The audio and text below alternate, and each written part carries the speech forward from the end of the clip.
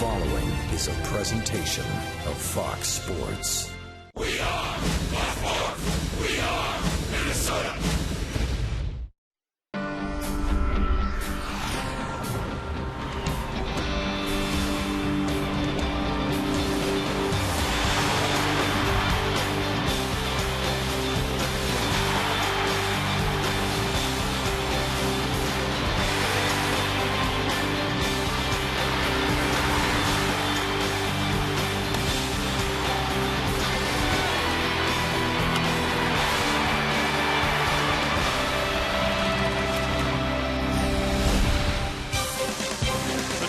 Athletics on Fox Sports North, presented by Subway. The second half of the season will get started like the first half ended in a very brief rain delay. We're going to get started a few minutes late tonight as the Twins and A's open up a three-game series. In late May, the Twins swept the A's here at Target Field. It was a start of a 21-17 stretch for the Twins. They find themselves 11 games back in the American League Central. The A's, however, are playing .500 baseball. They're just 9 games back in the American League West, doing it with great pitching. And Tom Kelly, Twins Hall of Famer and manager for the two World Championship teams, will be filling in for Bert in the booth. And we welcome you to not rainy anymore, but wet Target Field. Dick Raymer along with TK for this three-game series with the Oakland A's. And the one player who did not get an all-star break, Joe Mauer, showing everybody in the final month of the season why he was named to his another all-star team. Yeah, Joe's a special kind of hitter. There's no question about it. We're fortunate to have him here in Minneapolis, and every time he comes up to hit, it's certainly a treat for all of us. So enjoy Joe while he's on a good roll, and watch him swing that bat. It becomes magic. Well, another Twin who might have gone to the All-Star game, Josh Willingham, had a very impressive first half with the Twins. You see the 19 home runs, 60 runs batted in. But that last number, so critically important for the Twins, he was among the league's best in hitting late in late situations, close ball games. We saw Willingham here earlier this year with a walk-off home run against the A's. He's been Mr. Clutch for the Twins. It's the kind of guys the manager has to have on the ball club, somebody that he can really count on to get the job done, especially late, 8th, 9th inning. You get him up in the right spot, he can do some damage for you and get you home. The month of July, critically important for everybody in baseball, whether you're a buyer or a seller. It's going to be a very interesting month as it unfolds. And with that said, Francisco Liriano making the start for the Twins here tonight in the opening game of this three-game series. Will he finish the month as a member of the Minnesota Twins? We'll have to watch and see how that plays out.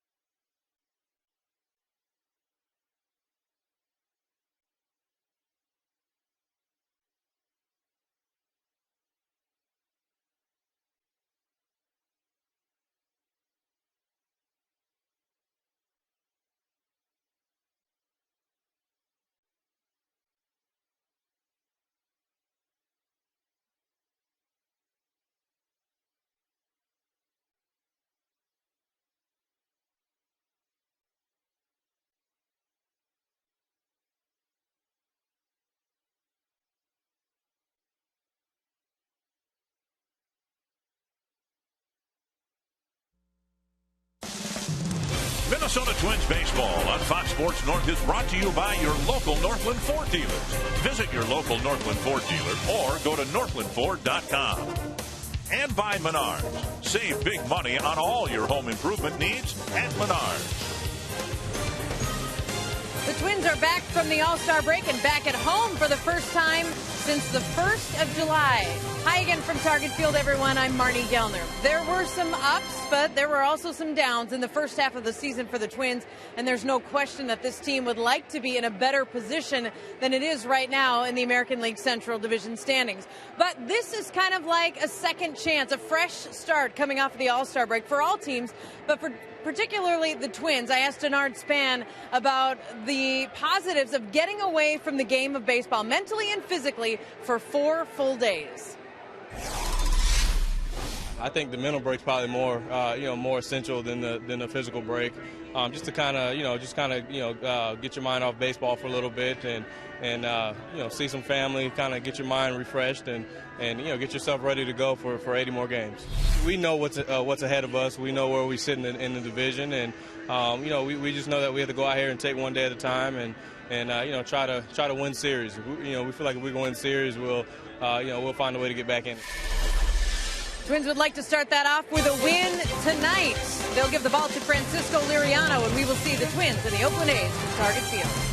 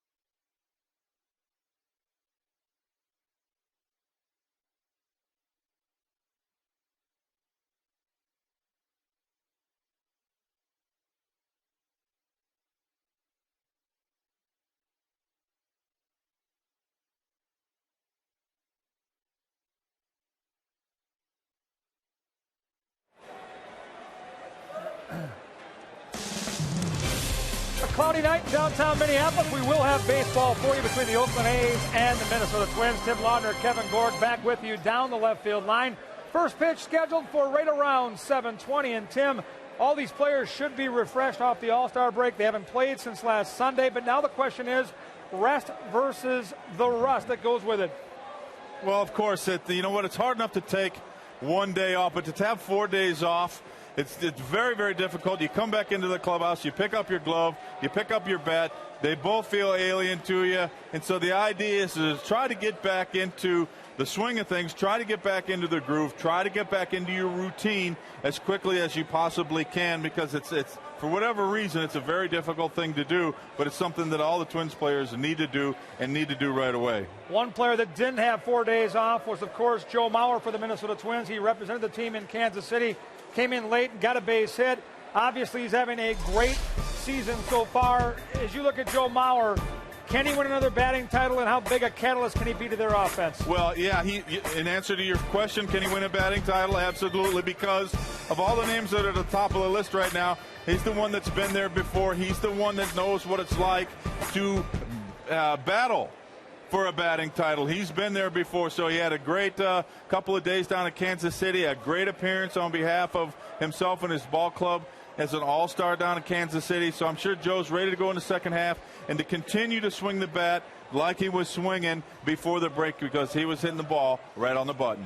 Twins have activated closer Matt Capps, and we're not sure where Gardy's going to use him, but the bullpen, Tim, has been good all season long, and with Messrs. Burton and Perkins on the back end, you've got three pretty good options. Well, and with Capper coming off the disabled list, certainly you want to get him back in there. He's done his rehab assignments. He's pitched his innings down in Fort Myers, and so he comes back off the DL. Not sure that he's ready to go right out and save you a ball game. You want to work your way back into it. He might get a sixth, maybe a seventh inning before he goes back into that closer role. But I don't think that Gardy's too worried about that, because Burton and Perkins have done an excellent job of picking up the slack. Gardy has a couple of people he can go to up until Capps gets ready to go back and assume his role. We will have baseball. The second half of the season will be underway shortly. When we come back, more Twins coverage from Target Field in downtown Minneapolis.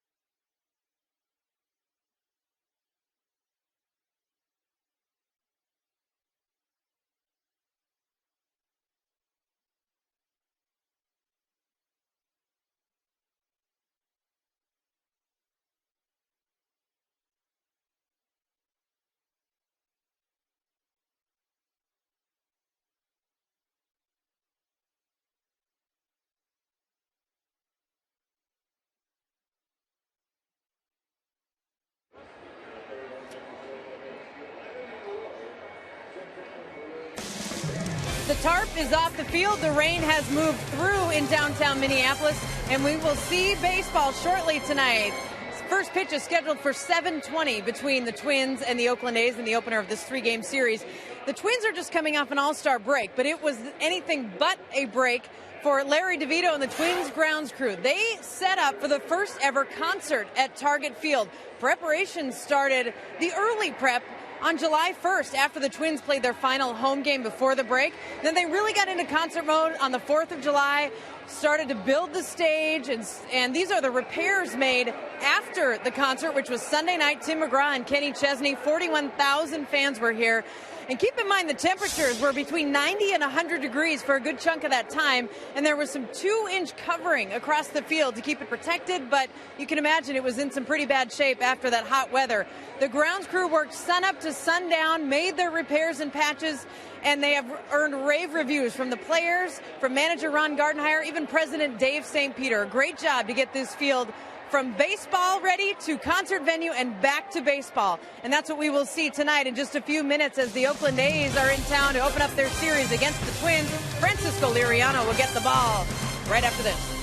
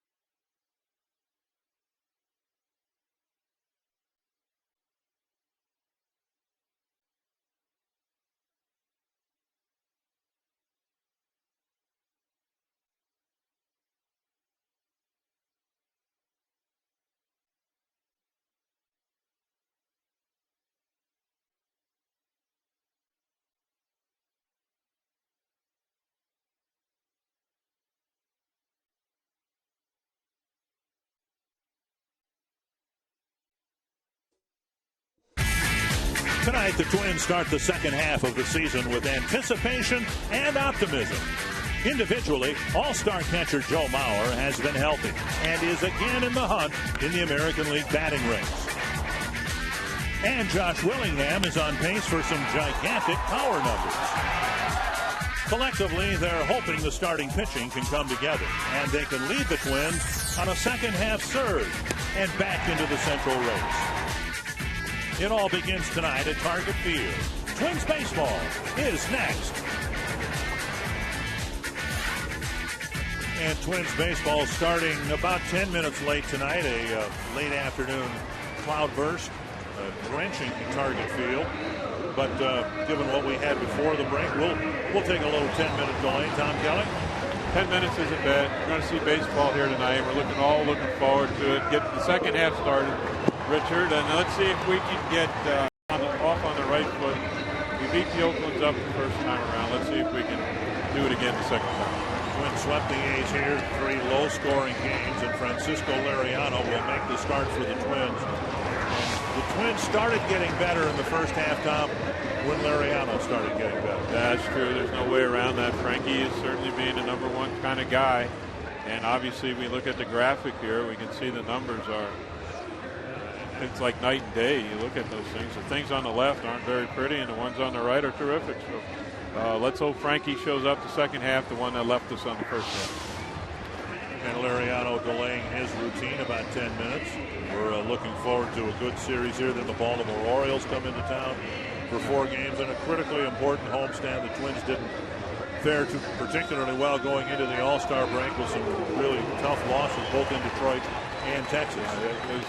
That last game in Texas, that was a gut wrencher as far as I was concerned. That was a tough way to lose. And unfortunately, that got away from us, but that's the way it is.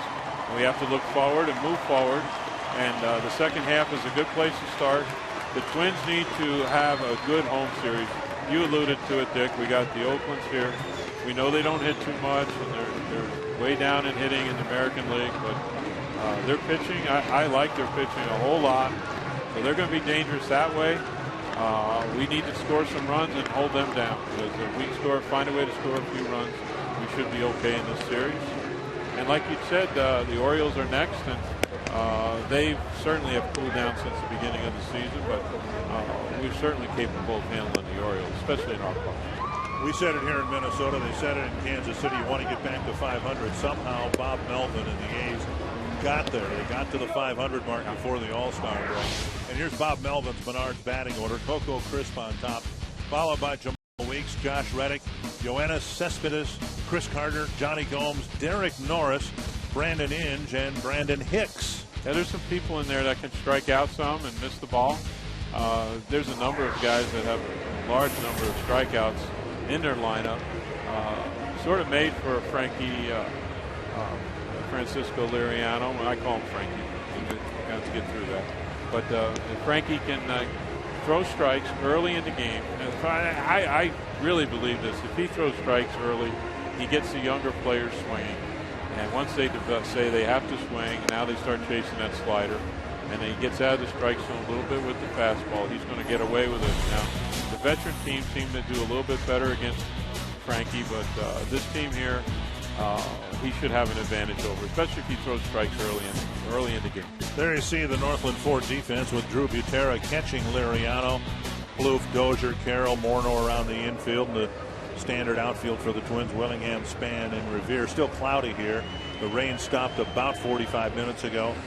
So I think we're all happy that we're starting just 10 minutes late after what happened in Detroit and Texas. I think the entire 50 Greatest Twins series has been memorized by most Twins fans as our rain delay fill-in coverage. And so Coco Crisp moves up the box and takes strike one from Liriano. He's capable of bunting and getting on base that way. You see Morneau's in, Plouffe is in at third, and our middle infielders are playing just a step or two in a little bit because of Coco's speed. 1-1. That's the one we don't want to see. That's the fastball that he sort of leads up and away and doesn't follow through and get through that one. Stay back and all that pitcher stuff that's mandatory that he does. Change up, gets a swing and a miss, 1-2. Yeah, right out with the neck breaker after the bad fastball. And Drew he knows Frankie in and out. He's been handling Frankie for the most part here since Frankie's resurgence into, how's that work? Oh. So let's hope. There we go. Another changeup and looked like it's strike 3, and Crisp is retired. It's funny, Drew got right away from the fastball after he threw that one bad. I'm sure he'll come back and try to mix it in here again. But he went right with the changeup again, back to back. Now, Butera has been paired with Liriano, and I'm thinking back to your managerial career. You had Junior Ortiz and Scott Erickson there, but beyond that, I don't think you were one that liked to do that. Well, it gave the catcher a break whenever he might need one, and every fifth day would seem to be a good opportunity for have that to happen. And the way the ball club's set up, it sort of worked out that way. Gave Junior a chance to play, and he seemed to work well with Scotty. So we went with it. It worked out. I'd say so. Foul back and a couple of quick strikes to Jemile Weeks. I believe that was a fastball. Yeah, 92. He's come back with back-to-back fastballs. He's got back in the zone, so that's a good sign.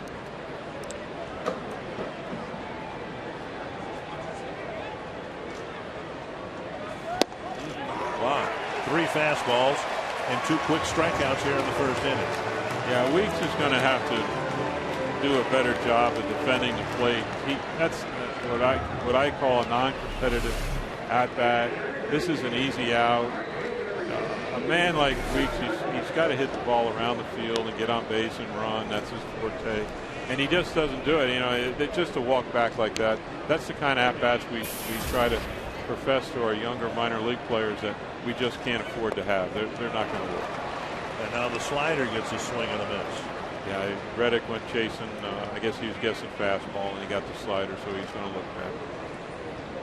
The only non-strike was the errant fastball, and now one in the dirt, and it's 1-1. Well, a number of the pitchers have been out of the zone, but like we spoke of earlier, you get them swinging, and a young club usually is going to swing. So if we get them swinging, they're going to do a lot of chasing. Inside, 2-1. As the Twins felt that Willingham was a deserving all-star, even though it didn't happen, the A's think young Josh Reddick has kind of similar numbers, not the run production, but in the lineup that he's hitting in, he didn't have the opportunities of Willingham. He certainly did well when he played against the Twins that series. He was a major force in those 3 games. Swing and a miss, evens the count at 2-2. It's a fastball on the inside part of the plate. Mr. Reddick, he was bailing out of there a little bit. I don't blame him. Liriano trying to come out of the break by striking out the side. Yep. Can't do much better in the first inning than Liriano did here tonight in the first against the A's.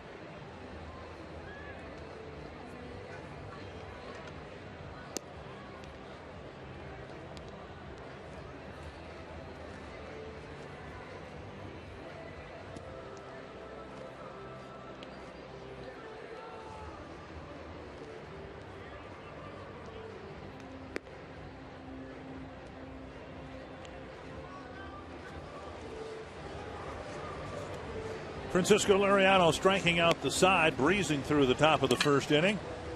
And Ron Gardenhire enjoying the 4-day break. And the Twins will come back at the Oakland A's, hoping to make it 4 in a row against Oakland with this Menard's batting order. Denard Span, Ben Revere, Joe Mauer doing the DHing tonight with Butera lined up to catch Liriano. Then Willingham, Morneau, and Plouffe, Dozier, Butera, and Carroll. And we're all getting our first look at A.J. Griffin making just his 4th major league start. We know he has a nice curveball. We've seen that in some video. And fastball's going to go inside, outside, and his changeup and the big curve. Sort of like the guy we're honoring tomorrow, Camilo Pascual. Now, I'm certainly not putting this fellow in that book. And Span gets his second look at a Griffin fastball and lines it into right field. So a leadoff hit for Span. Let's check out the A's in the field. A lot of new players over the course of the season. Gomes in left, Crisp in center, Reddick in right. They were here in late May. Inge was here. Brandon Hicks was not. Jamal Weeks, Chris Carter, Derek Norris, their new #1 catcher.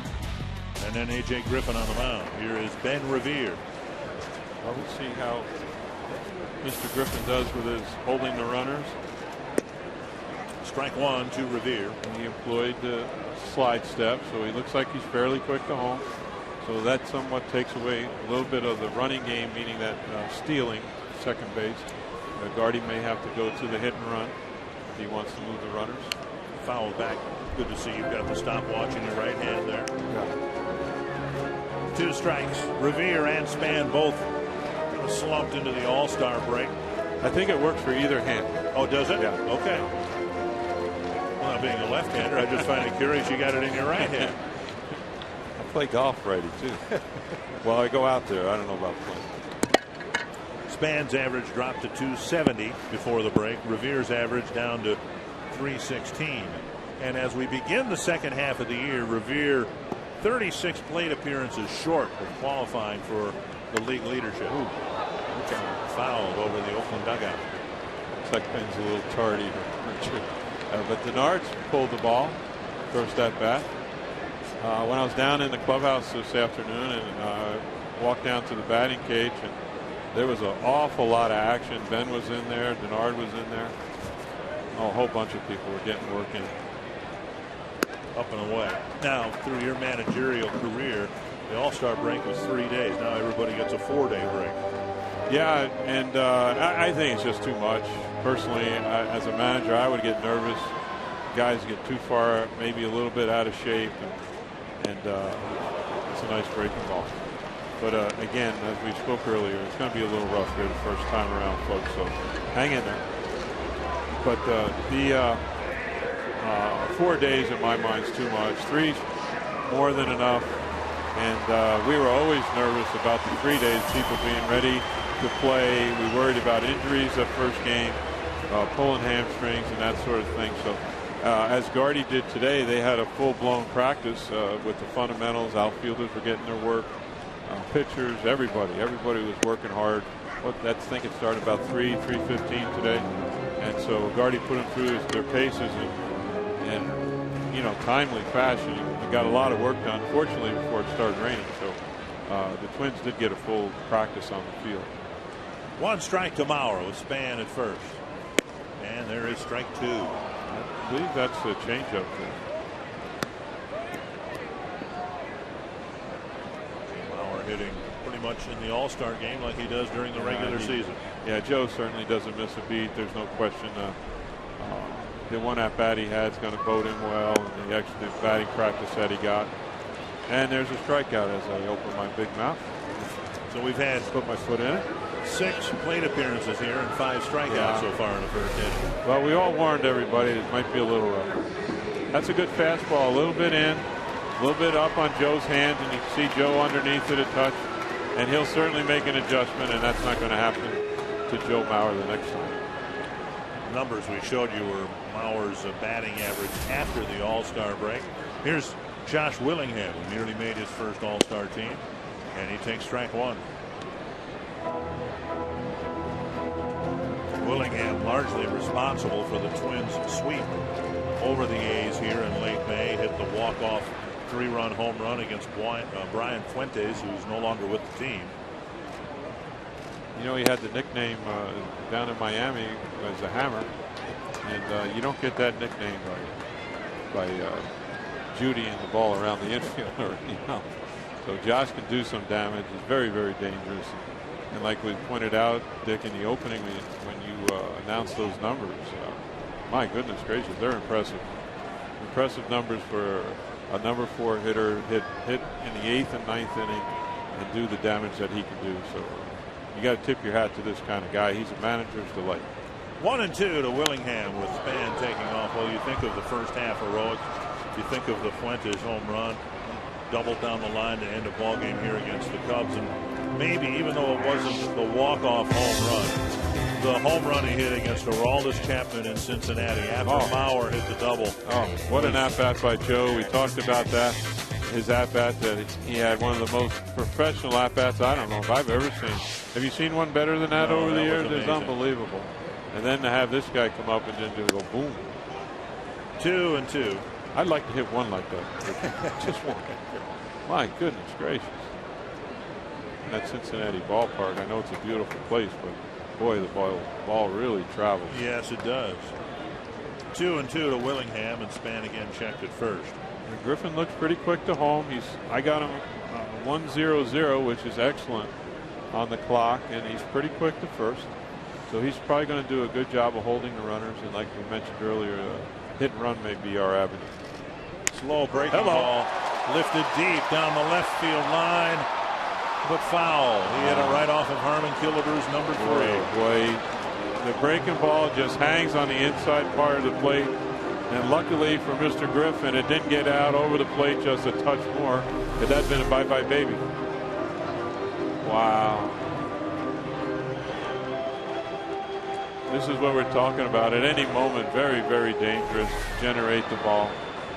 And you saw, that was a good camera shot where we saw Josh pull his hands in just enough to hit that ball foul. This one down the line, not as deep and a little more foul. So Willingham working over that left field line. I don't know where Johnny Gomes is going. He should stay right in that area and go somewhere.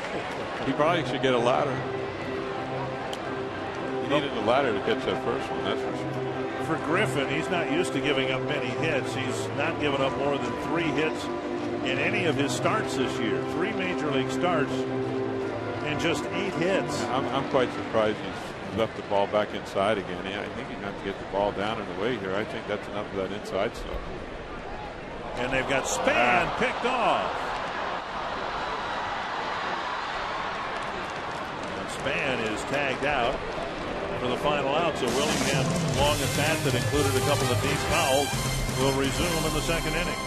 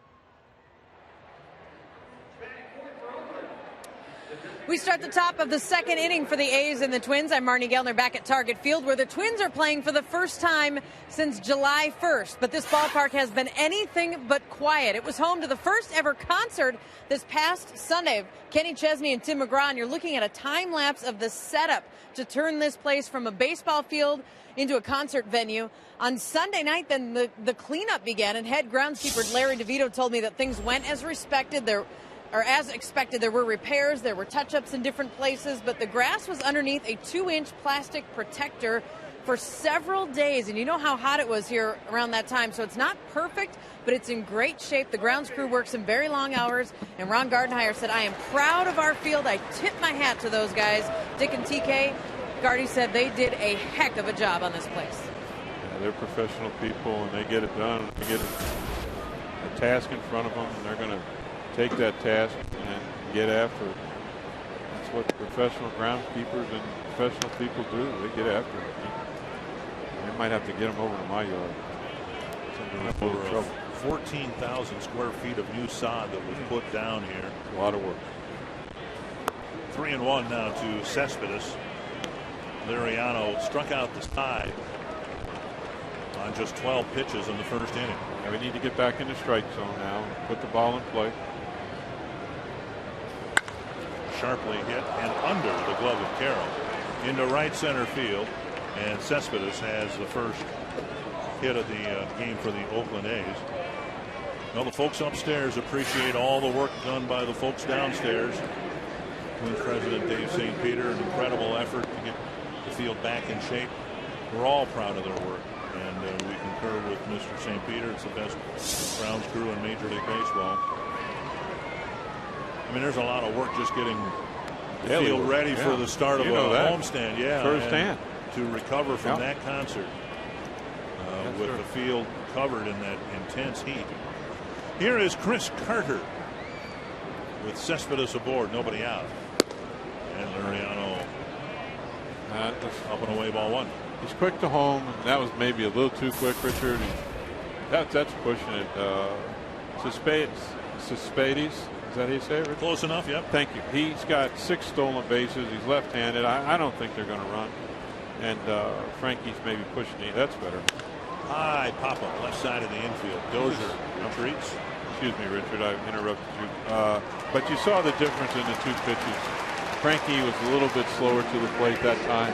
Got his arm up, got the ball in the strike zone, compared to the first one where he just rushed it. It's not necessary. Johnny Gomes, the hitter. You look at this Oakland lineup, and there is some pop in the middle of it. Reddick with 20, Cespedes with 9, Gomes with 8. The A's have hit 33 more home runs than they did last year at this point. So maybe a tip of the cap to their new hitting coach, Chili Davis, a guy who played for you, Tom, for a couple of years. Sometimes you have to trade the home runs for the strikeouts. And even our guy Josh, he comes with a few strikeouts in his bag as well, and we can see the A's are now in that boat. They have some people that have struck out over 50 sometimes already this year and headed for 100. So there's a give and take sometimes with the home runs. 1 strike to Gomes. Came inside with a slider and got strike 2. Charles Davis. There's Charles. How much did he mean beyond the numbers? How much did he mean in 91? He was a good presence. You know that presence, the guy that walks up there and looks like he means business. That's what he was impressive that way, and very, very dangerous. Could pop the ball over the fence, whether he's hitting left-handed or right-handed. You know, a dynamic switch hitter. A check swing, strike 3, 4th strikeout for Liriano, 2 down. And that'll bring up Derek Norris. I'm sure it's another pitch out of the strike zone. It's a slider, or did you call that one a slider or a change? It doesn't matter. It's out of the strike zone. And this is what we expect to see out of the Oakland, swing at a number of bad pitches, especially with 2 strikes. Derek Norris has become Oakland's regular #1, if you will, catcher at the expense of Kurt Suzuki. Suzuki injured his hand earlier in the season, played through it, got hit with the backswing on the same spot, on the hand that had been injured, that he had been working through, and I guess it's become a little bit too much for him to handle, and obviously his hitting has slumped to what we know he can do. He's a pretty talented hitter and a pretty good player. I believe he's an all-star for a year, and unfortunately his hitting has really suffered this year. But from what we heard this afternoon, he's still catching well, but we're trying to generate a little bit more offense in the lineup here with Mr. Norris. 2 strikes to Norris. 2 strikeouts in the inning. A leadoff hit for Cespedes, and he never moved. And Laureano has struck out 5 men for 2 innings.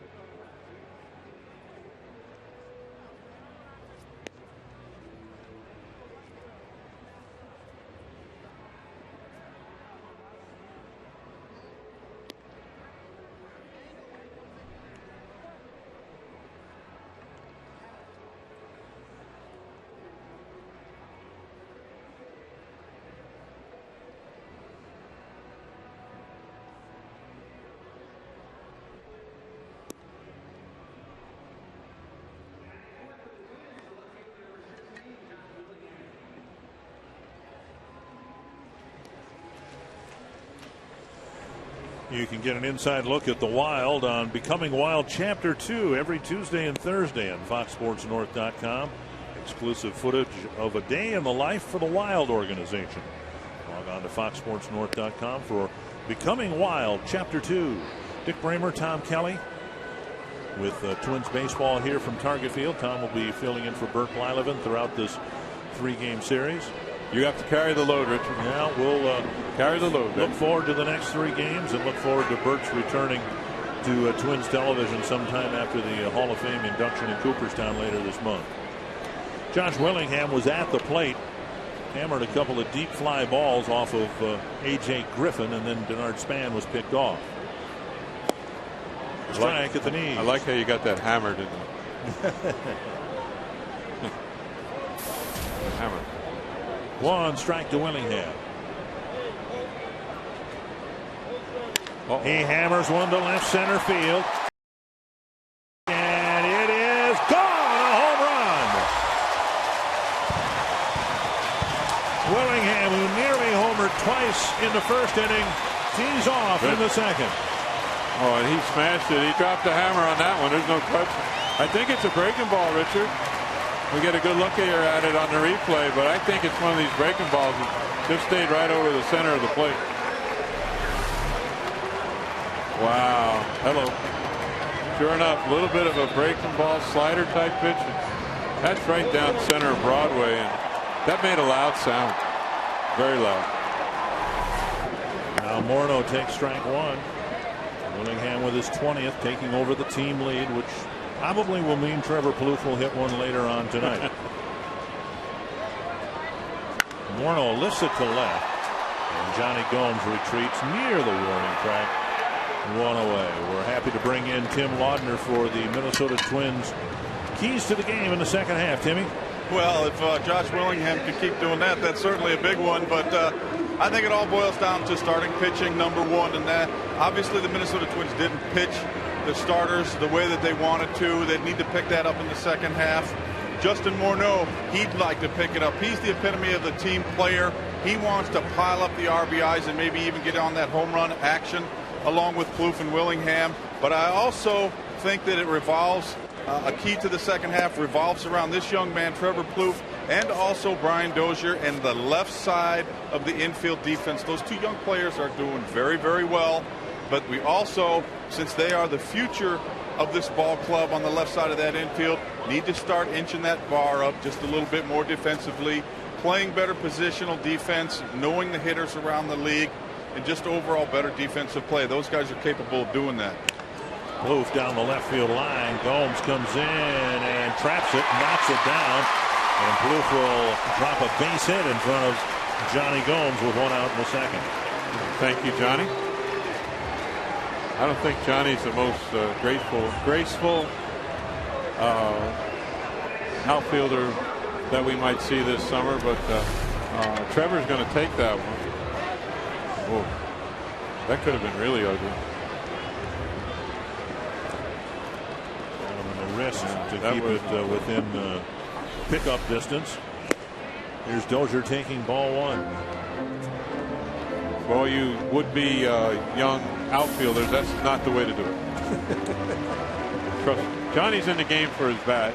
He knows it. We all know it. He's in to hit the ball over the fence, and he's done a decent job at it so far this year. He's got, what, 8 home runs, as you pointed out earlier, Richard, and his job is to knock the ball around the field.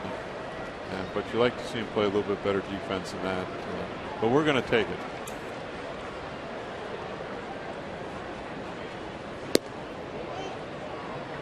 I'm actually surprised as Mr. Griffin's thrown so many pitches inside, as many as he has inside. He looks like he's much more effective to me away, down and away, where most pitchers are. And he was bent on throwing that breaking ball to Willingham. He did it the inning before, and he blasted to left field, and he threw that breaking ball again to him. I was absolutely shocked. 2-1 the count to Brian Dozier. You spent a lot of time with Dozier in spring training. You've seen him hit. Where do you think he can hit at this level? Well, I think right now he has to hit down in the lineup where Gardy's got him. He needs to get his feet a little bit more wet and establish himself a little bit more and bank some more balls up the middle, right center field. He started off very well, and then he got caught up with hitting a ball or two over the fence, and then everything became pull. Babra's done a nice job here getting him back on track and hitting some more balls up through the middle of the field, right center field, using the whole field. This is what he's going to have to do. He'll hit a few over the fence every now and then, and that's fine.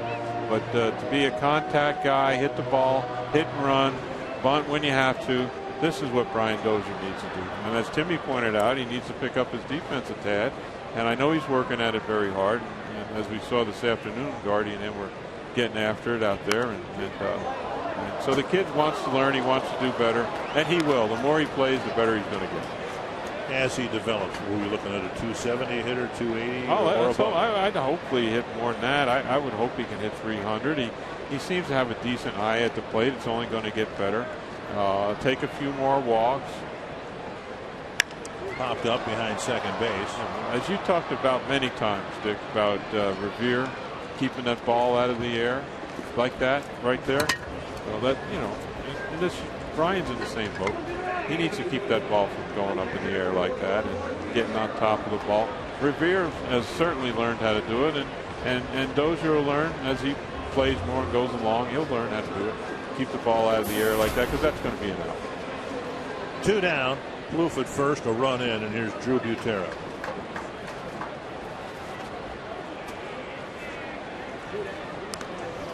Funny thing happened over the course of this season. Remember that Butera didn't start the year with the Major League club. During the offseason, the Twins wanted a more offensive backup to Joe Mauer. They got that in Ryan Doumit. And now, lo and behold, Butera has come up with a few more hits along the way, too, to give the Twins a representative third option behind the plate. I don't know what got into Drew, but he's certainly, somebody mentioned to him one day, because I heard it, swing the bat, Drew, because you might get a hit, and he swung, and he's certainly gotten his share of hits, and he's done much, much better than he did last year. There's no question about it. So let's hope Drew can keep improving, keep swinging the bat, stay in the zone. When he stays in the zone, he does okay. He does a little chasing every now and then, but at least he's being aggressive and swinging the bat. So I got to tip my hat to Drew. He's really tried to change his ways at the plate and become a little bit more aggressive, and it's boded him well. A little pop-up. Not that one. Near the mound. And coming in is Brandon Inge to catch the third out, but the inning started the way it almost ended in the first inning with a Willingham home run.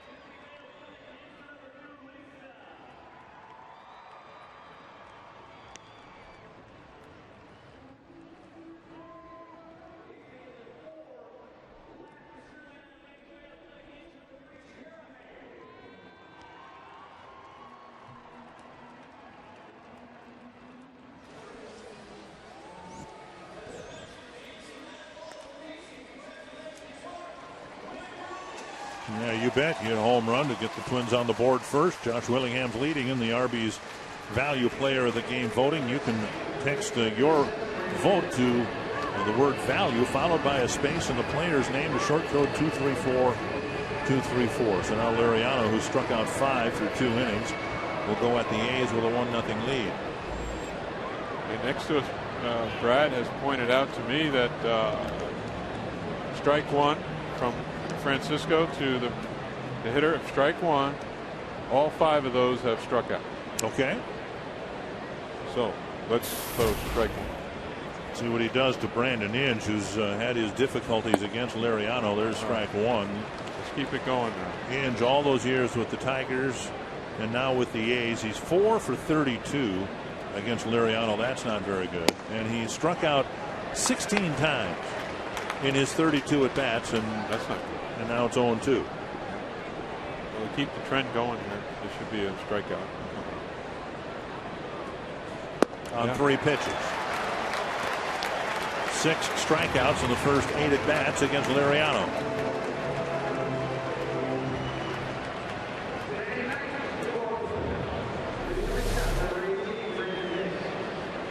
It's a slider down and in. You see, it's a ball. You got no chance to hit it. No chance. Not close. Brandon Inge strikes out. Brandon Hicks will take his swings. A half one there, and it's strike one. Hicks getting a chance to play some at short along with Cliff Pennington. When the A's were here in late May, we talked about how young they were. They had so many young players, rookies. They have 12 different players now than they had in late May. We thought we had new ones then. You got more new ones.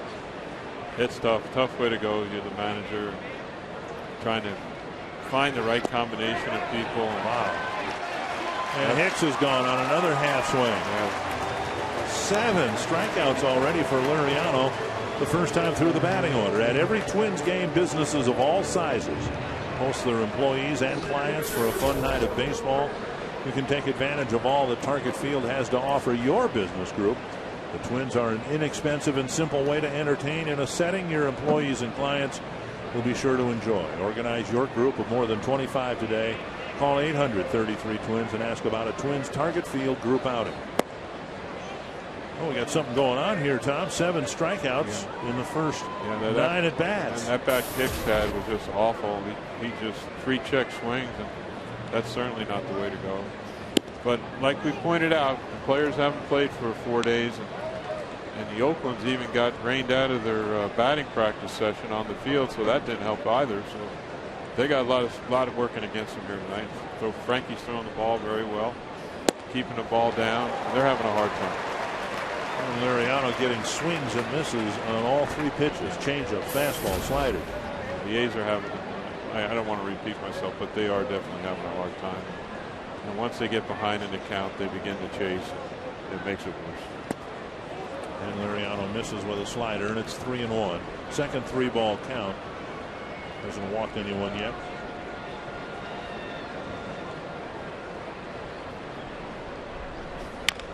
Tapper foul, and it's 3-2.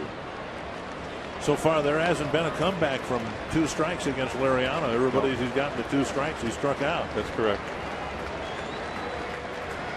Coco Crisp, being the veteran player, he's going to battle. He's going to give it a go.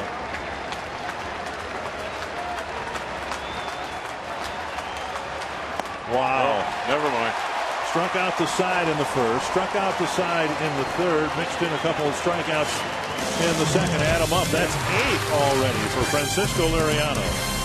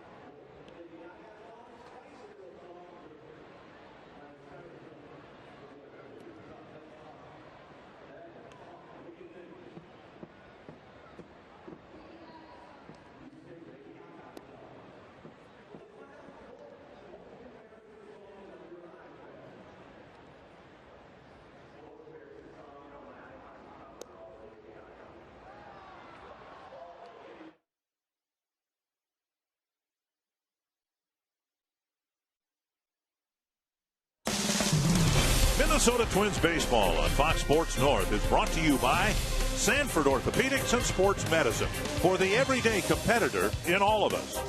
By CenturyLink, a different kind of communications company. CenturyLink, your link to what's next.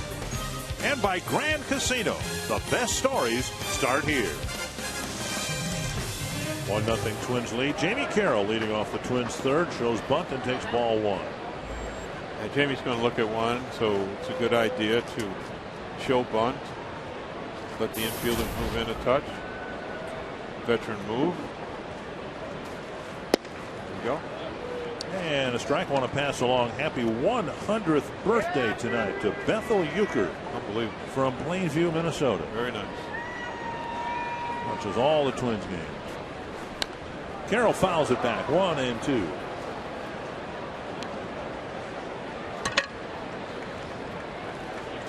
A.J. Griffin taking over Brandon McCarthy's spot. The A's in the periphery of the race in the American League West. They still think that if they can get some healthy starting pitching back like McCarthy, that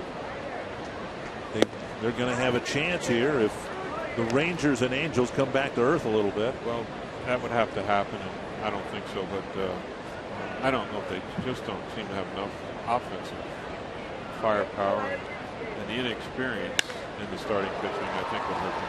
Lazy fly ball hit out to Crisp. 1 down.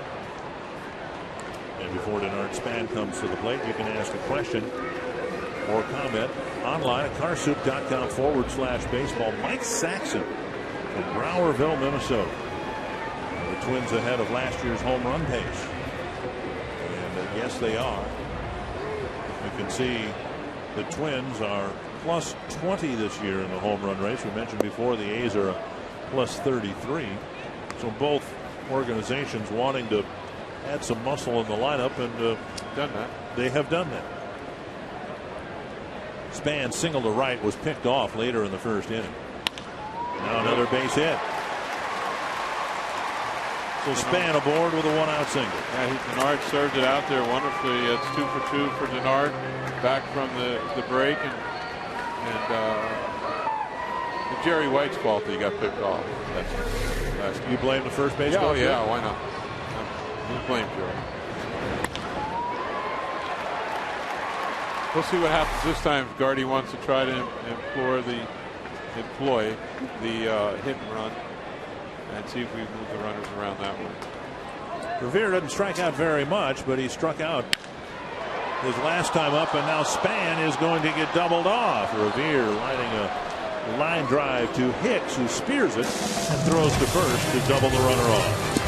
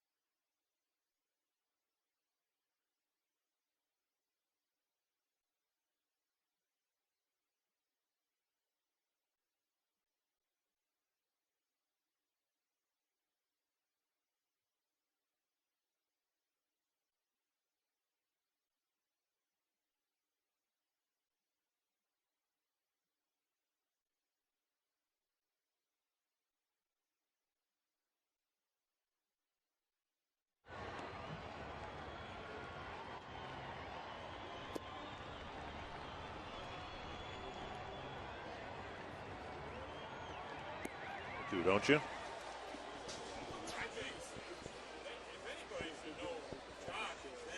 Right. I'm sorry, who? What? Oh, okay.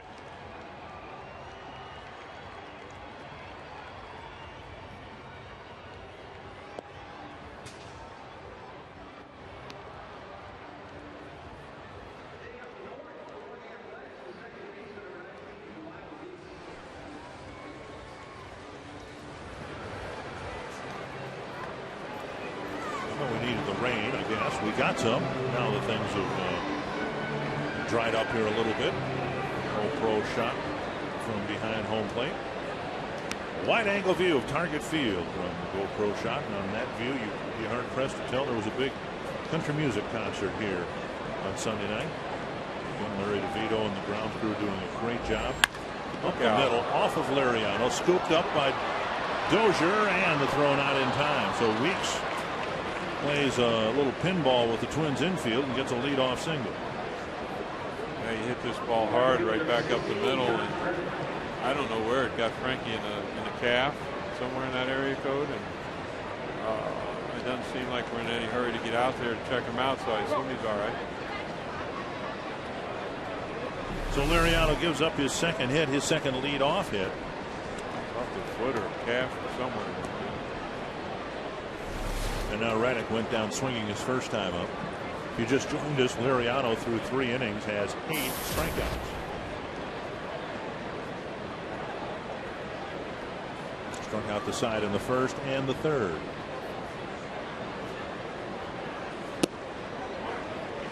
One strike to Reddick. Reddick was property of the Boston Red Sox. Actually was a pupil of Chili Davis in Pawtucket. Correct. And came over here to work with Chili at the big league level. Rumor had Chili was ecstatic when A's got rid of him. 2 strikes. I think he's a good pickup. I think he's a talented kid. We got to see him play quite a bit in spring training in Fort Myers, and seemed to be very, very dangerous. And got some pop in his bat. Could develop into a very good hitter as time goes along. Tim Laudner, an impressive start surely for Liriano. Not only does he have 9 strikeouts, but I mean, a lot of them have been on 3 or 4 pitches. He is absolutely getting the baseball and what we call rocking and firing, and he's doing a lot better job. Dick and TK, the thing that I like a lot more about Francisco Liriano lately is his body language is so much better. He's pitching with so much more confidence. He's not walking around the mound. He's not taking a lot of time between pitches. He's getting the baseball. He's getting the sign from his catcher, and he's very decisive about what he's doing. And it just speaks volumes to how much better he's pitching right now than he did earlier in the season. I have never seen a major league club flail away against a pitcher. I mean, he has 9 strikeouts. Now he's ahead of Cespedes, 1 strike, but 9 strikeouts, and he only threw 41 pitches. Yeah, that's unusual when you have that many strikeouts. The pitch count usually scoots up there pretty quick on you. But if they're going to continue to swing the way they are, well, I don't want to jinx it. I guess 21. Major league record. 2 strikes now. The Twins record is 17, set against the Texas Rangers a few years ago. Do I have time to tell a Timmy Laudner story? Sure. We were in the dugout years ago, and the fans were crying out, we want Laudner, we want Laudner. So I'm starting to feel bad. And this goes on for another inning. We want Laudner. And I finally said to Timmy, why don't you go see what those people want? Go see what they want, right, TK?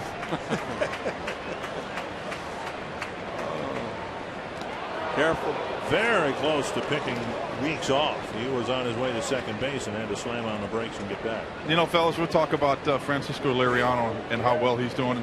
And you know, TK, that I'm not going to go without giving Drew a little bit of credit for what he's doing behind the plate. He's done a really nice job of handling, and he's done a really nice job of encouraging him and being very proactive with Drew behind the plate. Fly ball to center in the ballpark, chasing Span back just a few steps.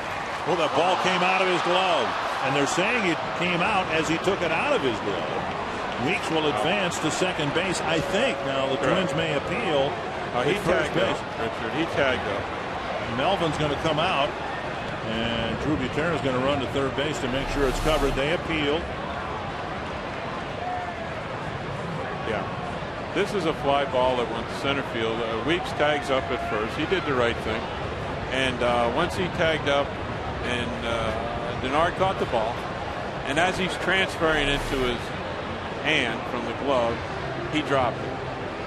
I believe Weeks tagged up. I think everything's right. I don't really understand what the meeting's about. Well, they can't appeal the catch. We're not to that point yet in baseball. No, they've ruled the catch on the field, so that has to stand. Yeah. I think everything's right just the way it is right now, if we just move along. But I talked about the ring rust that we're going to have here for now what? They're going to give Cespedes first base. Now we're going to have How can you do that? I have no clue. Dick, I am lost. This isn't good.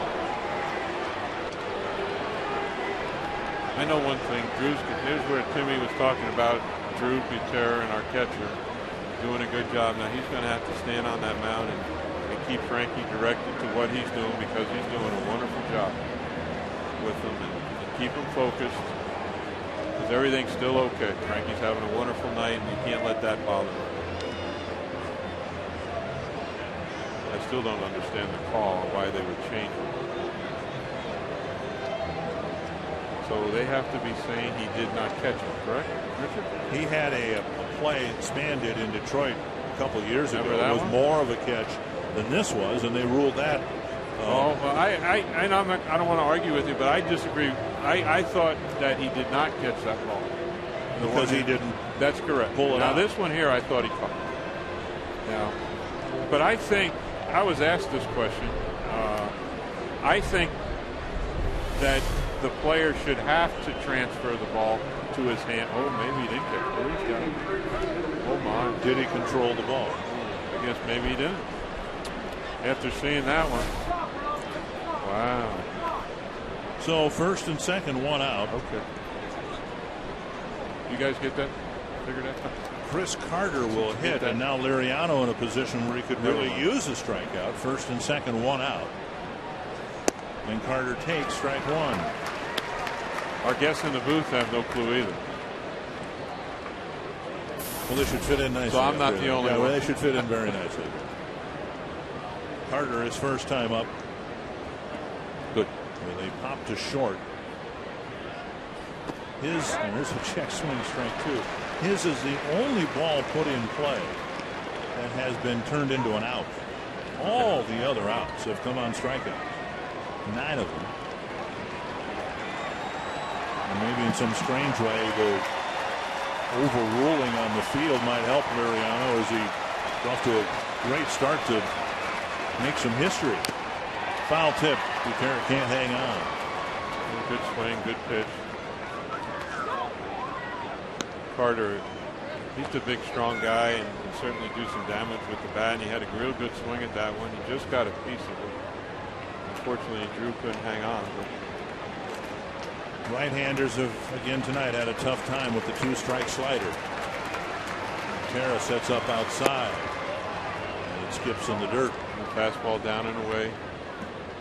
I'm always encouraged when Frankie throws it down. I'd rather see that than the high fastball. Now, guys do chase that high fastball that's out of the zone, especially when they're behind in the count, like they have been tonight. But in the grand scheme of things, I'd rather see Frankie throw the ball downhill and keep it on the downside. 1-2 to Carter. Now the slider in the dirt. 2-2.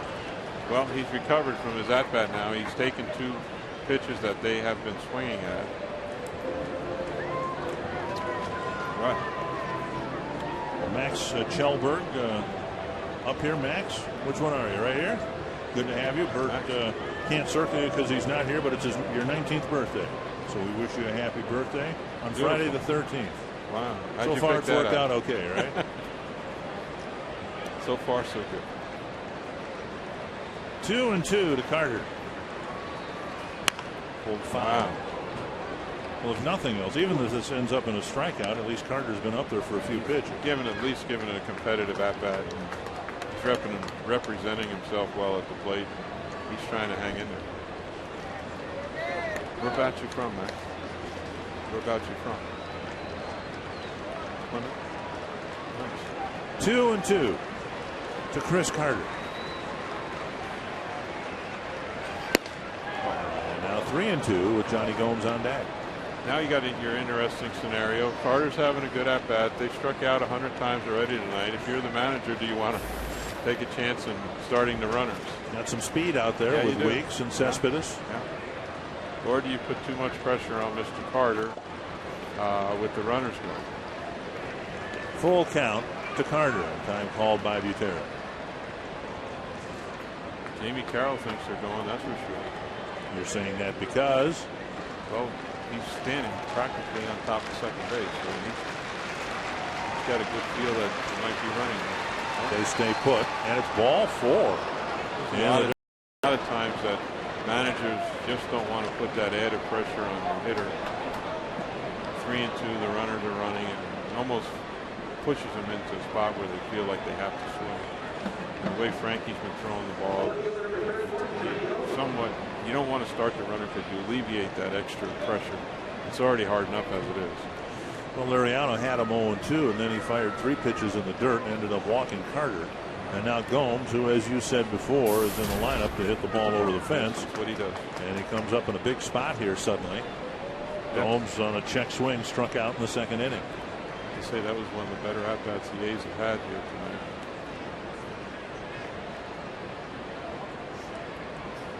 Deep to left. And Willingham back. But it is gone on the first pitch, a grand slam. And the A's jump out now 4-1. Funny thing how the game changes so quickly. All the momentum in the world, and then you have the weird overruling on the field. Unbelievable what can happen in a game of baseball. But this is a fastball, and Drew's just trying to get ahead of the count, and Mr. Gomes is ready for it. We talked about how his job is to hit the ball and hit the ball over the fence, and he did it well that time. There's no question. That's a nice short swing. He noticed he didn't pick his leg up and just put it straight down, and boom. You can't hit it much better. So it's 4-1 Oakland. And now down and away ball one to Derek Norris, who rather than mention the Oakland batters who struck out, I'll just mention if they put it in play the first time. 2-0. And as overpowering as Liriano was in the first 3 innings, now in the fourth, 4 runs on the board and a trip to the mound by Rick Anderson. You know why you can't argue much, Richard, because he really didn't catch it. He didn't catch it. He reached in the glove and the ball was still sitting on top of it. Yeah, the snow cone thing. Yep. And you can see his head turned and took his eye off it. So it's hard to argue. The error charged to Span, then the walk, and now the home run. Sometimes the umpires take a little beating. I think that's probably a good call. And for them to see that, or somebody to see it, and really be emphatic about changing it, that's pretty impressive. I said you can't appeal that. What I meant to say is you can't review it. Chopper to short. Head high hop for Dozier. Over to Morneau. 2 down.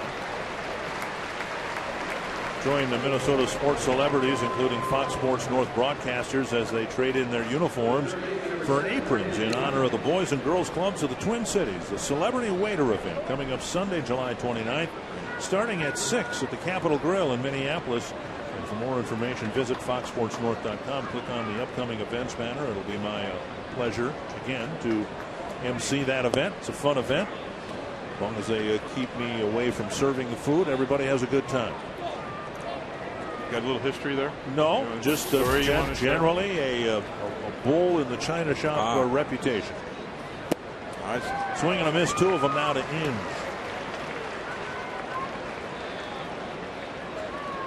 So far it's been a good meeting by Rick Anderson. And Frankie back in the strike zone.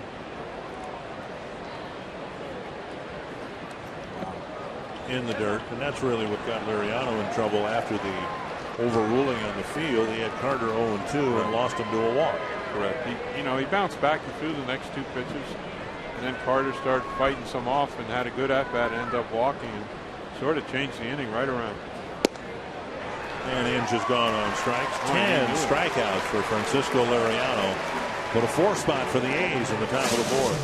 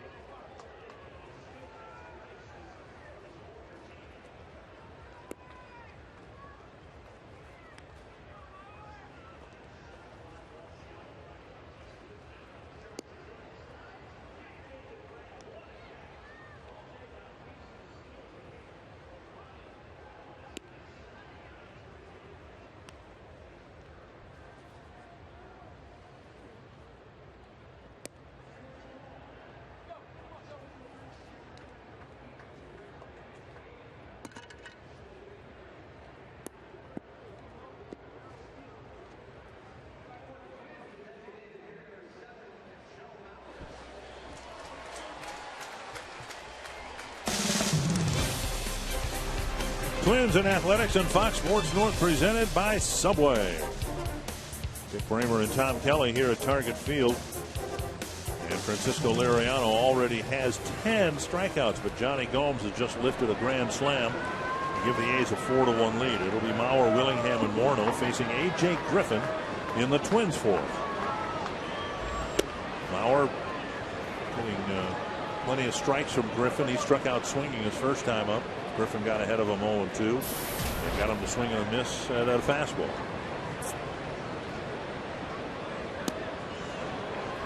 An off-speed pitch. I believe he's just thrown 5 pitches to Mauer and striking him out on 3 pitches and getting ahead 0-2. Yeah, these two are both away. He went back inside when he struck him out. Let's see what happens this time. Slow breaking ball in the dirt.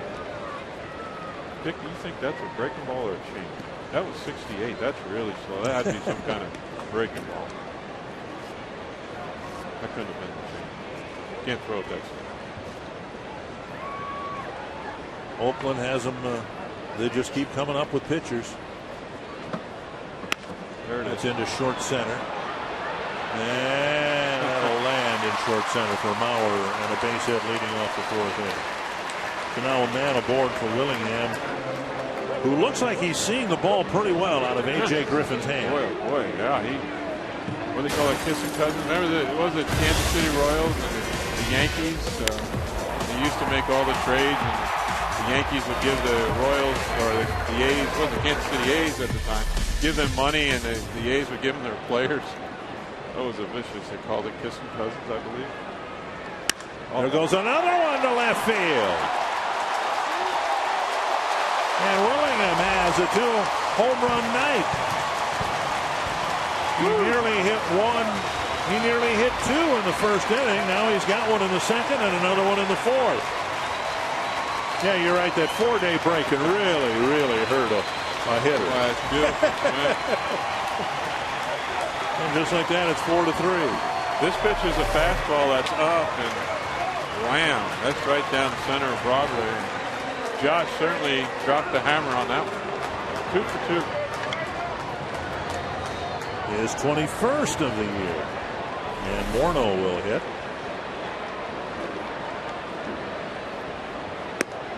Up and away, ball 1. Your man Trevor's going to have to get going. He's going to stay with him.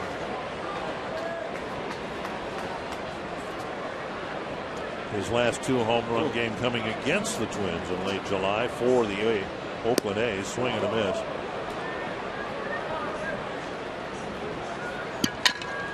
That's how it happens. Bloop and a blast. Bloop and blast. 1-1. And Morneau drives it to right down the line and foul. This is a changeup that stays up in the zone. And Justin put the swing on it. Just obviously a little bit out in front. Just yanked it a touch foul. Yep. 1-2.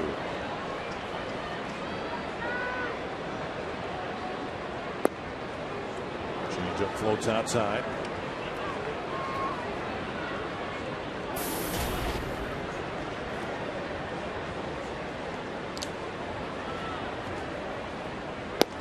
On the inside corner, frozen, 1 away. It's a good pitch. It's a fastball in. Worked Justin away for the most part. Came back inside with that fastball. It's a nice pitch. Fox Tracks brought to you by Window Concepts of Minnesota.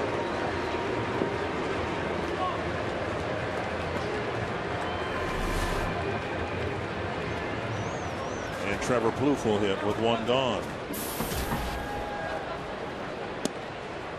Plouffe with a single to left. Have you, in your many years of managing the Major League club, watching Ron Gardenhire's tenure with the Twins, all your years in the minor league, seen a player so abruptly turn his career around as Trevor Plouffe? Well, I'd have to really think about it, but probably not. Oh my. Kicked by the shortstop Hicks, and Plouffe will reach on an Oakland error. for you young infielders out there, this is not how you really want to go about it. Trevor doesn't really run all that quickly down the first. He's not slow, but he's certainly not a burner. You can watch the shortstop pick his head up just enough to take his eye, see his eyes come up, his head come up, and takes his eyes off the ball, and that spells doom. E-R-R-O-R. Doom.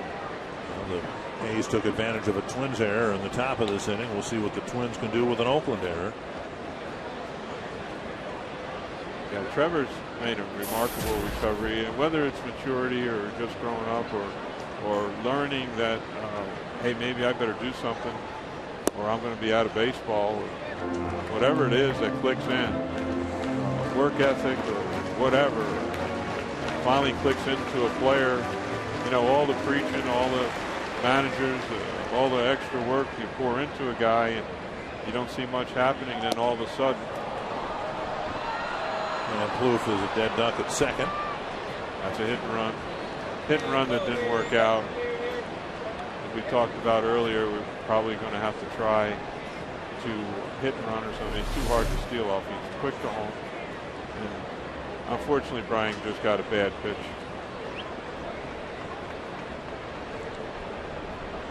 Trevor takes a peek. Unfortunately, it's such a bad pitch, Brian couldn't get the bat to it.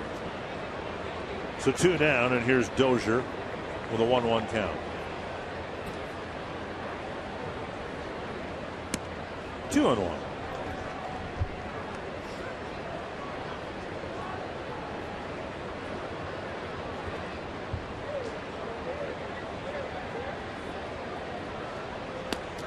Three and one with Butera on deck.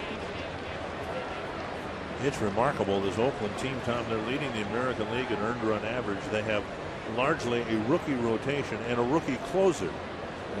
They've done, as you mentioned earlier, Richard, about their scouts and their development people have really brought along a lot of pitchers.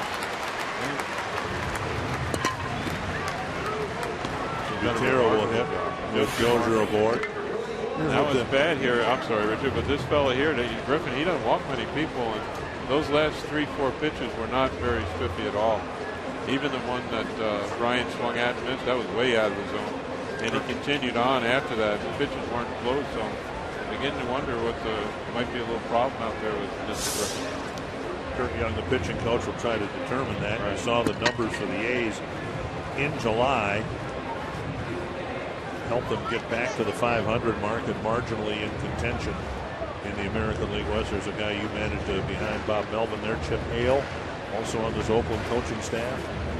Yeah, Chipper was one of those blue-collar workers that came to work each day. He brought his glove with him, but the one thing he couldn't forget was that bag. He was a pretty good pinch hitter, and you play him every once in a while. He'd chip in, get some hits, no pun intended, but he could get some base hits for you, and did a wonderful job of pinch hitting. He took it personal, and that's what made him pretty good. He took the job personal, and Chip became a pretty good pinch hitter. See if the Twins can take advantage of the 2-out walk. Slow breaking ball at 68, and it's over for a strike. Well, he had to go to something different, and obviously Kurt Young, the pitching coach, recognized something was amiss with Mr. Griffin and got out there very quickly. Down and away, 1-1. It sure doesn't take much for a young pitcher, or even a vet, to get it a little bit out of whack and misplay it in the infield or the outfield, whatever it might be. I don't know what happens, but they seem to get off track a little bit, and then before you know it, you got a lot of trouble. Butera lifts it behind third base down the line, and Gomes makes a foul ball catch to end the inning. The Twins have 3 runs, and all 3 have been produced on Josh Willingham home runs. One in the second and another in the fourth.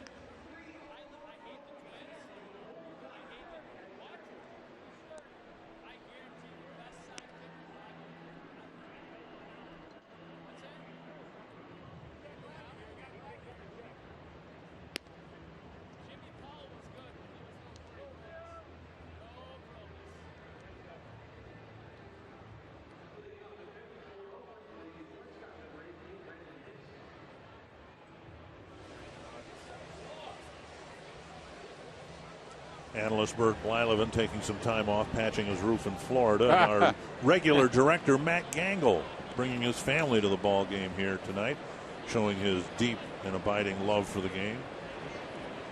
Marnie Gellner, Tim Laudner, Tom Kelly, Dick Bramer here at Target Field as we start the 5th inning. Francisco Liriano delivers a strike. He has been, he's had both the best of times and the worst of times here through 4 innings. Missing 1-1. He has 10 strikeouts through 4 innings. But he gave up a grand slam home run in the 4th and trails 4-3. This is down the right field line, and Revere drifting to the corner. Leaps. And makes a phenomenal catcher, did he not? He dropped it. Wow. He went up high and nearly took it away over the wall. That's acrobatic. Had it right in his glove, he says. I think it hit him right in the heel of his glove, Richard. He did a lot of climbing here. This is a really remarkable play. You see him take his eye off the ball just so he could climb as much as he did. And wow, my goodness gracious, Ben. One thing that's impressive. He was kind of on his way back down as the ball was coming down. Right, all that, and just, you know, come to the ballpark, Ben's going to give you your money's worth. I tell you. He makes so many tremendous catches, and that may have been the best if he'd have been able to keep it in his glove. Oh, that thing when he climbed the wall last year in center field. Oof. I mean, he dug both cleats into the wall. And, you know, and the fans didn't get in his way. You know, that's another thing. That's pretty good, too. Fans stayed out of the way and gave him a chance. One hopper to Plouffe. Chris retired, out number 2. 11 strikeouts already for Liriano, 64 pitches thrown.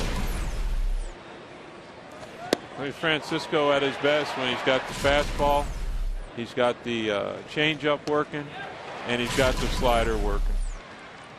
As you pointed out, Richard, you get them all 3 working. He's pretty tough. I remember my father used to tell me that when something goes amiss for a minute or two, you got to hope the worst thing that can happen doesn't happen. And the worst thing that could happen when the bases got loaded was that the guy hit it out of the park.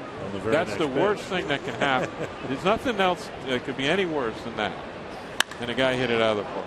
To right center field, and Revere will chase it to the wall. And Weeks will chase. No, he'll hold up at second. Good decision by Mr. Weeks to hold up, not make the last out at third. Ben did a nice job getting this ball back in quickly, because I thought for sure that was going to be a 3-bagger. I give Weeks a little credit here for holding up. Hit that ball very hard. A little too much of the plate. And Weeks, who got an infield hit his last time up. One of the faster runners in the game. And he did it. His judgment is very good right here by holding up. He did that all on his own. He didn't have to look at the coach.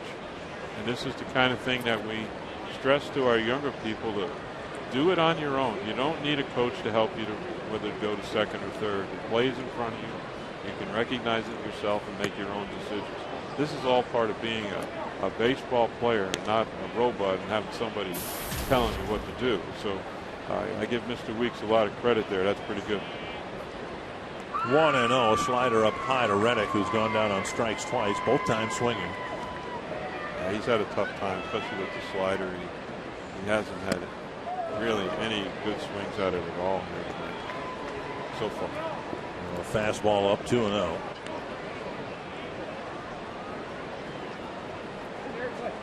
I think you'd want to get this fella here with the dangerous Spades up next. He's been had a couple pretty good at bats so far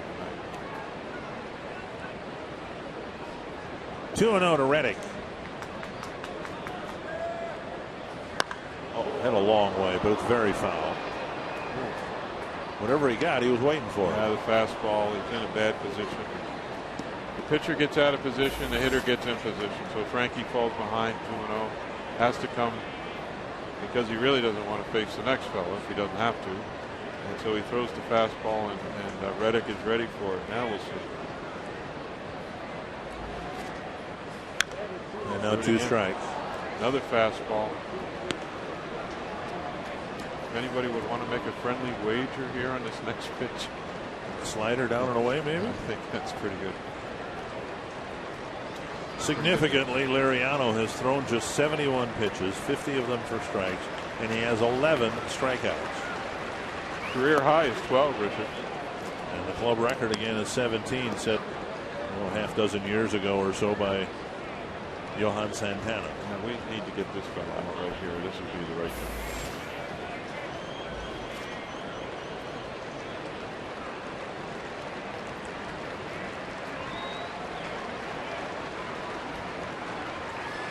Popped up behind second base. Span coming in. 11 strikeouts through 5 innings, but the A's lead by a run.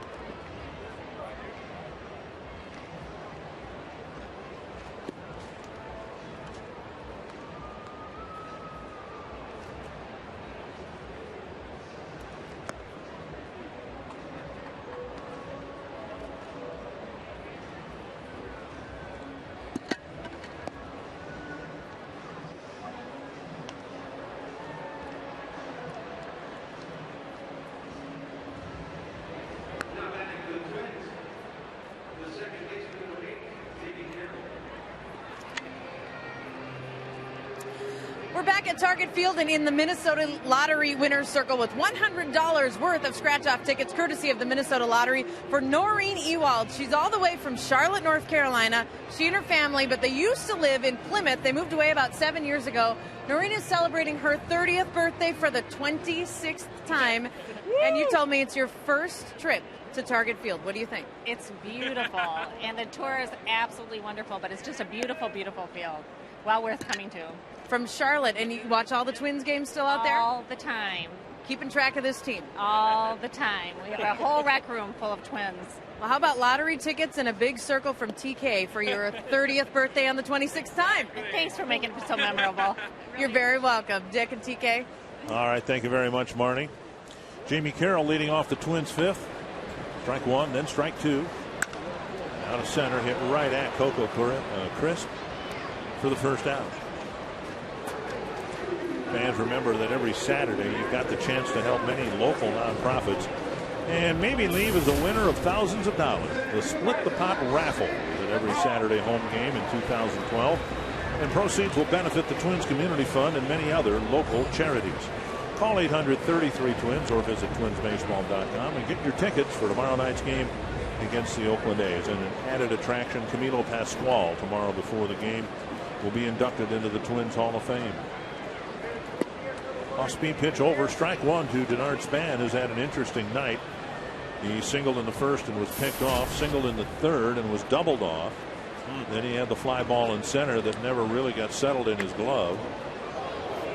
And that was the play that, as much as anything, was the key play in the A's getting a 4-run fourth inning. You know, you sure hope as the game goes along that play doesn't sort of dictate the outcome here. You know, you hate to have that be the deciding factor. Fouled back by Span, still two strikes.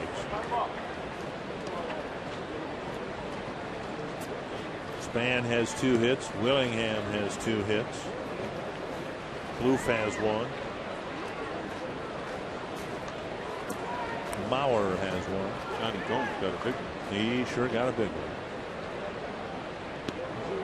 Yeah, the dirt 1 and 2. I think that's the changeup that didn't quite make it go home.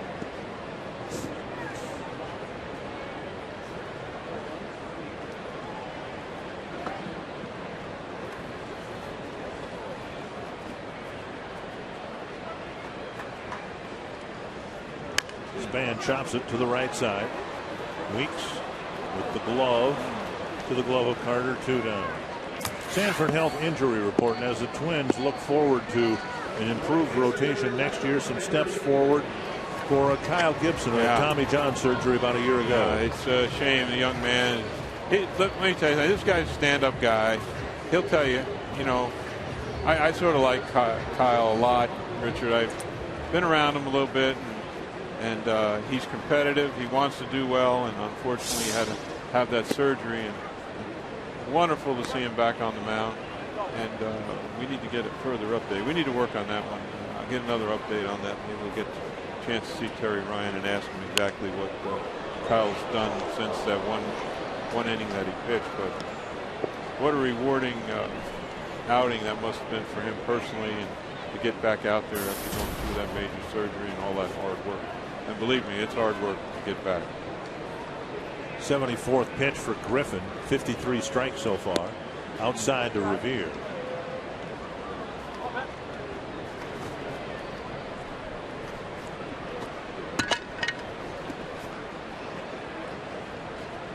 Slow breaking ball misses, and it's 2-2.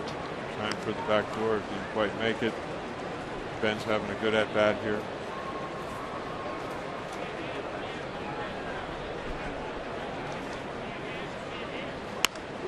Hack foul. I don't know if it's just me, Richard, but I can't get over that, the way he climbed that wall. That was entertaining. Every once in a while, that was really good. You'll see an outfielder dig one spike into the wall and lift himself up, but he got them both up there. What an athlete. It's an athletic move. 2-2. And he flares one to left, a base hit. It's a beautiful thing. So Revere fights off a couple of 2-strike pitches, ends up with his first hit, and that'll get Mauer to the plate with a man aboard. Sort of deserves that one after the effort he gave us. It's a fastball in the inner half, and Ben just gets beat on it just a touch, but is strong enough to fight it off and get it out to the outfield and get himself a base hit. So Revere at first, Mauer at the plate. The problem is we'd like to send Ben here and give him an opportunity. We've already got doubled off on a liner. We've got picked off. So Gardy's probably a little bit apprehensive about sending a guy here. Griffin's very quick to home. We saw Plouffe get thrown out by 40 feet on the hit and run before. So I think Gardy might have had enough of people getting picked off the bases and doubled off and thrown out. So you might see Ben sit there. On the outside corner, 0-2. I know if I was manager, I would say that's enough of that. Stolen base attempt didn't work. The hit and run didn't work. No. Lined doubled off on the liner and picked off. There's a lot been going wrong. Griffin's been getting ahead of hitters 0-2 regularly. He misses with a fastball inside, maybe cutter inside. That's a nice pitch, and I like the way he tries to get the ball on the inside part of the plate. Reminds me of a little bit of Brad Radke. Now you get 2 strikes and then try to bury one in on your hands, get a lot of broken bats. Brad did that very well. Changeup floats low. People talk and marvel about Mauer's swing and his ability to get hits. What amazes me more than anything else, the pitches that he takes, even with 2 strikes. He might as well throw it over, because if it's a ball, he's not going to swing at it. So there's really no sense trying to get him to chase one, because he doesn't do it. Mauer on the season with 18 doubles, and if he can get one here, you'd like Revere's chances of scoring for sure. first. Absolutely, but we saw Joe Bloop one in the center field last at bat. It was a fastball inside. That's a pitch he struck out on the first at bat. There it is again. He was ready for it. Yeah. He spanks it sharply to right. Revere will check in at second base. Reddick has already shown a very strong arm in right field. Absolutely correct, Richard. A good observation. Reddick does throw the ball strongly, even with the runner not going. You show your arm off, put it in the mind of the third base coach that say, hey, wait a minute, this guy throws the ball pretty good. I'm going to have to be a little bit more careful. So Reddick does a nice job here getting the ball back in with some authority. And when you have Willingham due up, he's already homered with the bases empty. And then with the man on, there's some symmetry here. You hope if you're a Twins fan. Now he's got two guys on, and the only Twin to do it since the days of Tony Oliva is Justin Morneau. Got 2 home runs here tonight. 2 little breaking balls that stay right out over the center of the plate, and he just puts the hammer on them and drives them as good as you can hit them. You can't hit them no better than that. No Twin ever at home has hit 3 home runs in a game. I like what Kurt Young did, the pitching coach for the A's. He went out there and tried to help the young man. He didn't hide in the dugout. He got out there and gave the kid a game plan. I think that's pretty good coaching. Whether he gets him out or not, at least he went out there to give the kid an idea on what to do here. There's the I-94 special, 69 miles per hour. Yeah, boy, that was a slider, that was a slow breaker, that was down and away. He's certainly not going to throw those same 2 that he threw in the earlier part of the game. Fastball off the plate, 1-1. First Twin to hit 3 homers in a game. Bob Allison did it in Cleveland in '63. Harmon Killebrew did it in Boston in 1963. Tony Oliva did it in Kansas City. And you saw earlier Morneau did it in Chicago. 1-1 to Willingham. Right off the end of the bat. And unless it pulls a Brian Dozier, it'll stay foul. That was something that did too. Have you ever seen a ball like that? That was a good one. He must have had that one right on the end of the bat. Got some, generated some really awkward spin, and the ball spun back. Fortunately for us, that one stayed foul. That had English, Spanish, and Norwegian. We didn't want that one to go fair at all, because that would have been an out. 1-2 as Griffin tries to mix it up. These are the exciting part of the game. You know, if you're a baseball fan, you got your power hitter up, and this kid out there is trying to do the job. A couple men on base. 2-2. It looks like we're going to have to reach for one this time.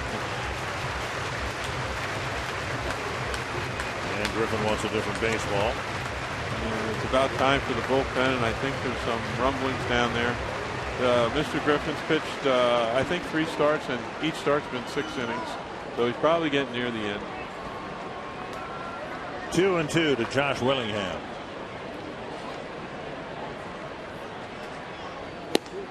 Fastball off the plate. It's a full count.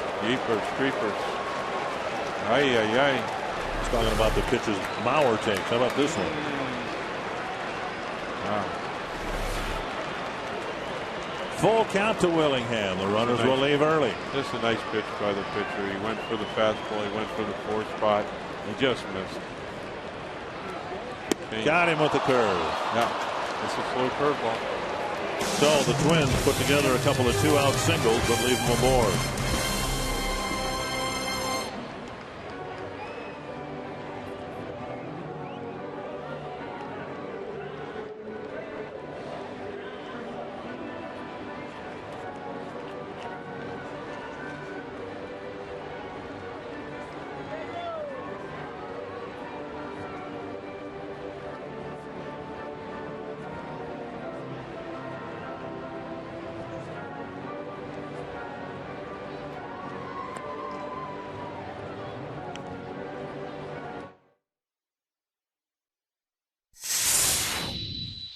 You gotta be tough. I mean, when you play sports, you gotta be tough. So I come over after die for this. See, it's like a pillow. Everything won't hurt one bit. So, I mean, you won't have no room at all, but I mean, you know that it's all be padded, so it really won't hurt you. You have to crash into it. So it's not no problem to me.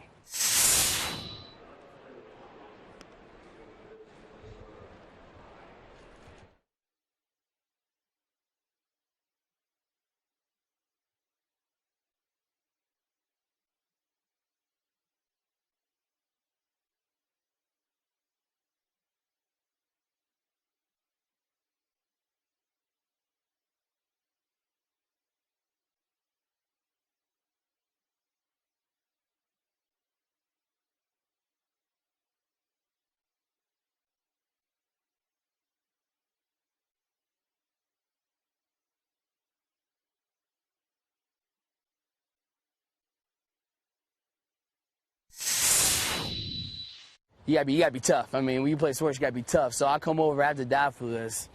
See, it's like a pillow.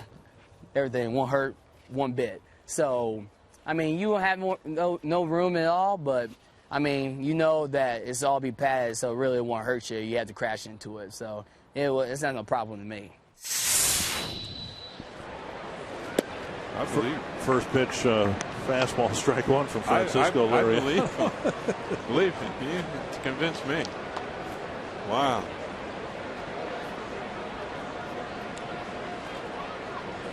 Whoever said good fences make good neighbors didn't meet Ben Revere. You know, he didn't catch this ball, but it's still going to make all the highlights. You know, that was amazing. I can't get over that.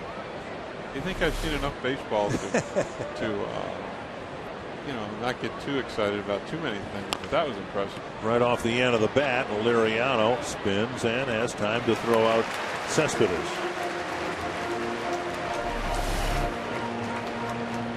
Here's Revere in the dugout explaining to Darren Mastroianni what nearly happened.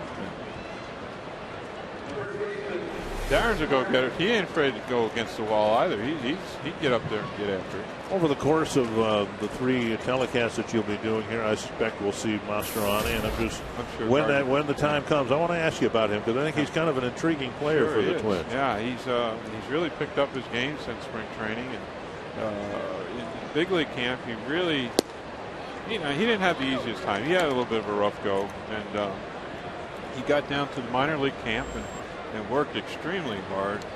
I know about 3 o'clock a couple afternoons, he came and got me. I had to go hit him grounders, and I wasn't really in the mood, to be honest with you. I was about done.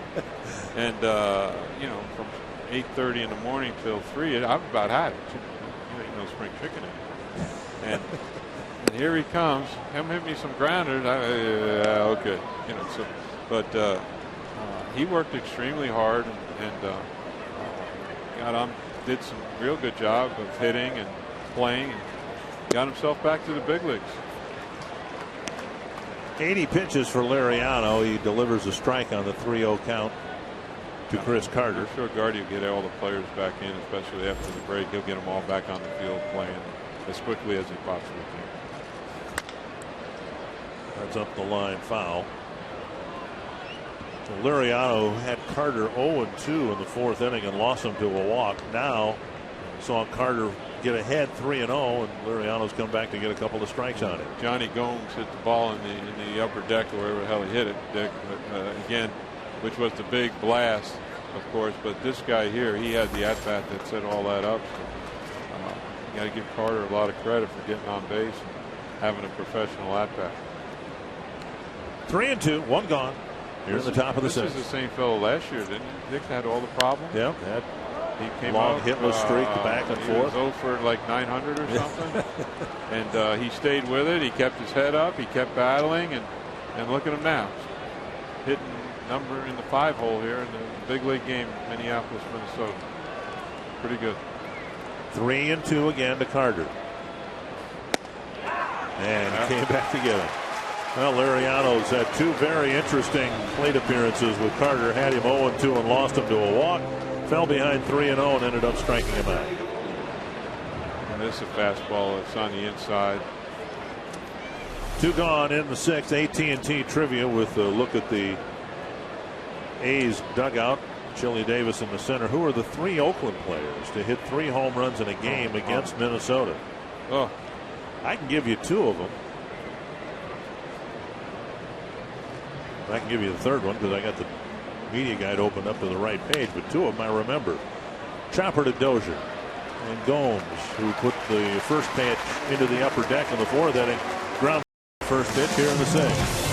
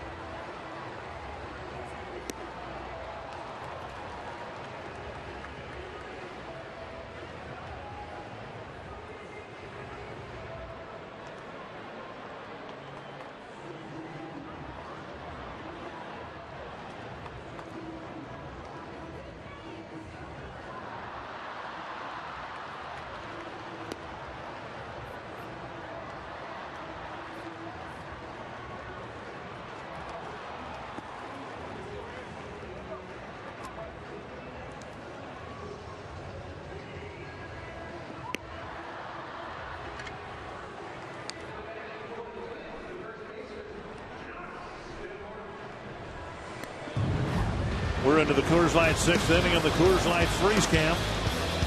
Josh Willingham not once but twice. That's in the center of the plate. And this one's in the center of the plate. Look at his eyeballs. Oh my. You young hitters, they have to do it. Keep your head down, keep your eye on the ball, and go ahead and take a whack. You do all that, you'll be the focus of our Frost Brewed Coors Light Freeze Camp. Yeah, that too. There's Justin Morneau, swing and a miss, 1 strike. Morneau 0 for 2, a fly to left, and he was called out on strikes in the 4th.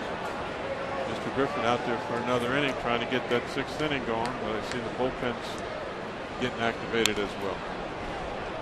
It's been a rather rapid climb for Griffin. 7 starts in Double-A this year, then 8 in Triple-A, and now his 4th with the big league club. Is that called the fast track? There's that 69. You're worried about Justin's wrist? That's not good. Morneau That's trouble. with a very slow pitch headed his direction. You watch his right arm here. He's going to let go of the bat. So he's had it as low as 68, I believe, and as high as 92 in the CenturyLink high-speed pitch. That's changing speed. Kloof lifts it back and out of play.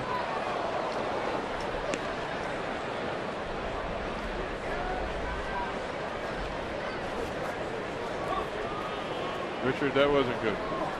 There's Justin Morneau. You can see his right arm is just hanging. There's a drive to right center field, chased by Reddick, and he gets there on the edge of the track.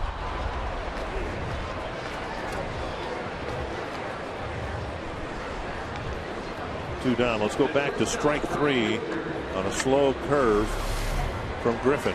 Yeah, this isn't good here. What happens? He's fooled on the pitch. He's way out in front, and he let go with his left hand, his top hand, and the rest of it's all on his right. I don't know if he hurt his shoulder, his wrist, or anything, but something hurts.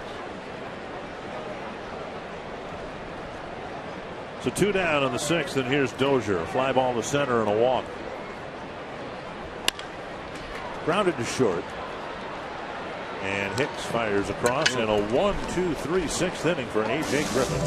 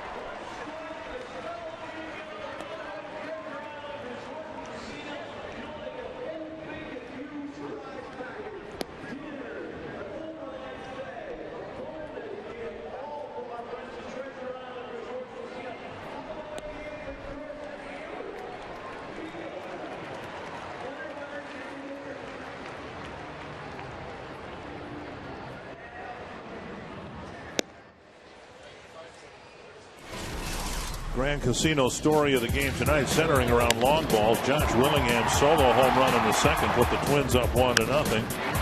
Then the key play of the game, Denard Span on a routine fly had the ball bounce out of his glove, and by inning's end, Johnny Gomes hit a grand slam. Josh Willingham with a 2-run home run to get the Twins back to within 1.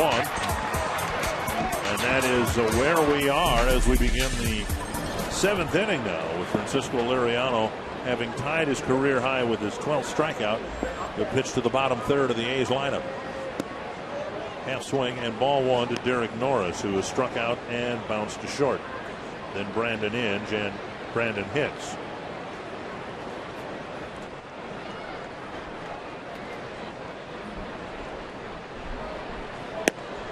One and one.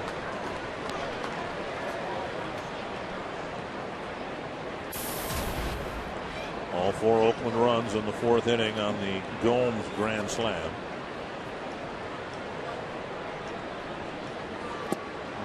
One and two.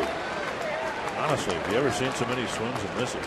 There's a lot of them tonight, and I'm trying to give them a little bit of an excuse because it's an all-star break, and just no batting practice on the field. That hurts. It really does. In fairness to them, you wanted to get on the field today and do a little something to get the blood going and work out some of the kinks, but you're right, Richard. To chase some of the pitches they've chased, it hasn't been very good. Look at that. Wow. Half swings, check swings. Strikeout number 13, a new career high for Liriano. No batting practice today because of the rain we had late this afternoon. Tarp came on the field and remained there. We started actually about 10 minutes late tonight. So one down, and that'll bring up Brandon Inge. He and Brandon Hicks, the next batter of each, struck out twice against Liriano tonight. The strikeouts continue to mount for Inge against Liriano. 34 at bats and 18 strikeouts. Just one of those things. Brandon is having a hard time with Frankie, and it's just one of those matchups that certainly isn't going in Mr. Inge's favor. But being a veteran player that he is, you wouldn't want to see him swinging at some of these bad ones like he does, like some of the other guys. So I'd have to be, he's got a different approach this time. He's going to take it. 2-1 with Liriano firing one in the dirt. He's got to be a little bit of a leader in the lineup, show a little bit more discipline and that sort of thing. And that's why you have this kind of guy to add a little stability to your lineup. And he's certainly not providing it against Liriano, that's for sure. It's just something that the other hitters need to look at. He's certainly not setting the right example. It's just one of them things.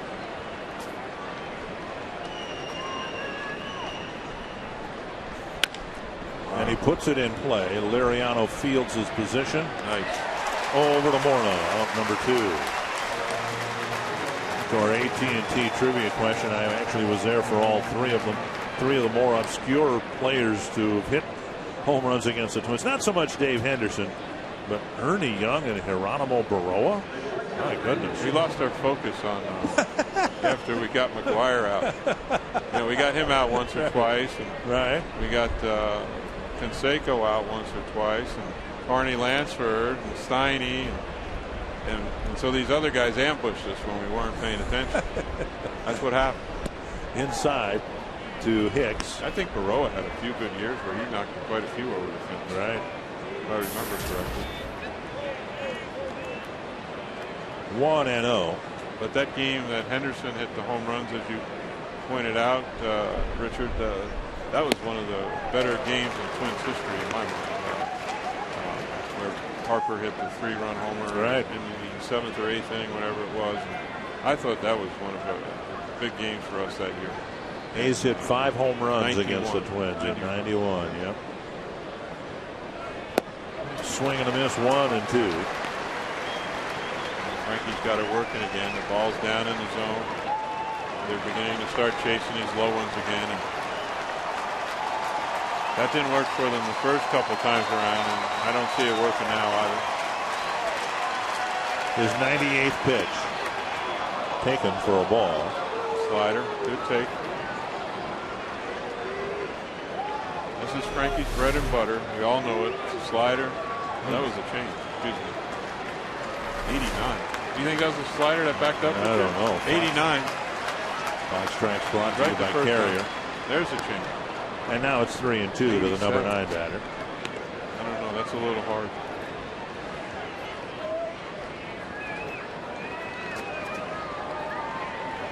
Whatever, they laid off him. That's a better at bat here from Mr. Hicks. Full count to Hicks.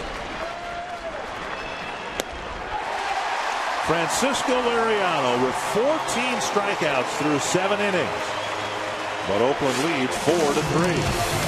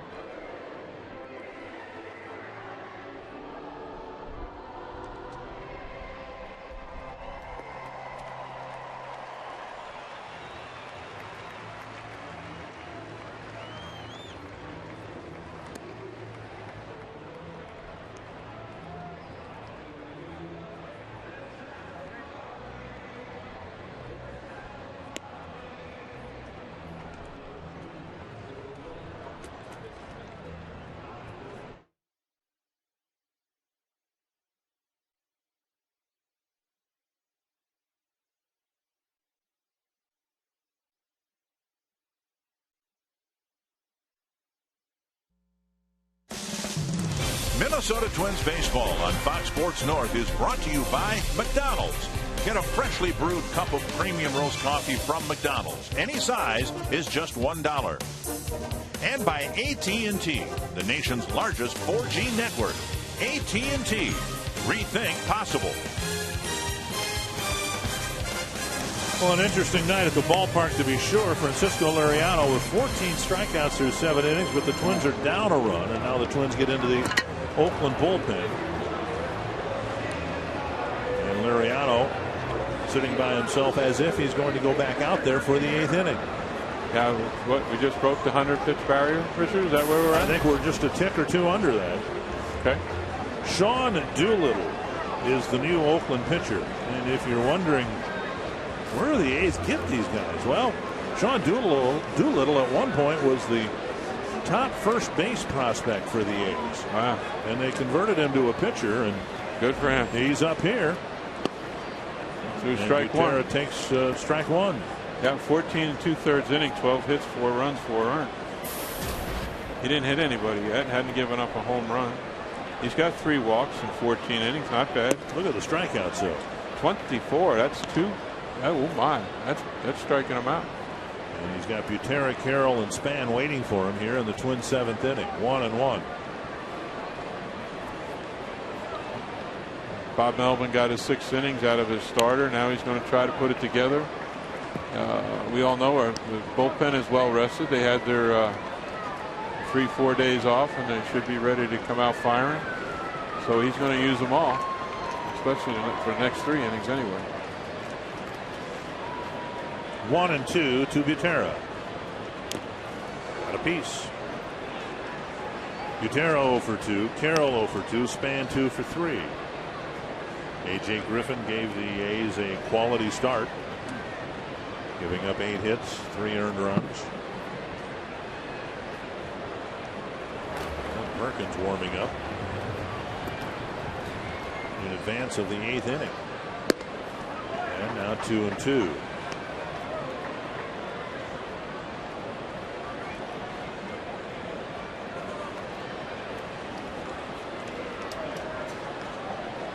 Well, this should be his pitch.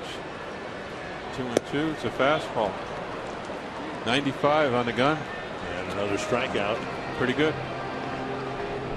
1 down. You can follow the Twins with MLB.com at Bat12 for your iPhone, iPad, Android, BlackBerry, or Windows Mobile. Get live audio, pitch tracking, video highlights, and much more. Text at bat to 31826 or visit twinsbaseball.com for details. Here's Carroll, a couple of outfield flies to the Twins second baseman. Up high, ball one. You always tip your hat to these kind of fellas that, you know, they realize maybe they can't play a position or are not going to be successful and want to switch over to try the pitching and get through it. Foul down the right field line. Looks like he throws it hard enough. He looks like he has decent mechanics, and I'm not an expert on that. Like Bert could analyze it, but he looks like he's got good velocity. He gets his arm up. He's in control of his emotions as far as I can see. He was a position player through 2009, didn't play at all in 2010 because of injury. Wow. And started pitching last year. Pretty good. Only threw 1 inning last year for the Arizona A's. And here he is. Wow. That's impressive. Well, he's been in, this is a 12th game. He's got 14 innings. So it looks like a 1 inning type thing to me, Richard. Unless he has a real good 3 hitters here, because he's got Span and Revere and Mauer. 3 lefties coming up. 96 upstairs and another strikeout. We have seen here tonight why he's racked up so many strikeouts in a handful of innings. Yeah, 96 up will get your attention. It looks good coming up there, and it's hard to lay off. And of course, you take your swing and you can't catch up to it. So 2 down on 2 strikeouts, and here's Denard Span. It's going to be curious to see what Bob Melvin does, the manager of the A's. If this fella gets through this inning here with Span, Revere and Mauer would be the hitters in the 8th. He leaves them out there for the 8th and then brings the righty in to pitch to Willingham. Ryan Cook is their closer, went to the All-Star game, pitched a scoreless inning. He would have the 9th. Span takes up and away, 1-1. That's that slider, a little slider, 83 miles an hour. Not a bad pitch. He did leave that one up in his zone, though. Fortunately for him, he got it out way outside. Didn't give Denard a chance to get a whack at it. But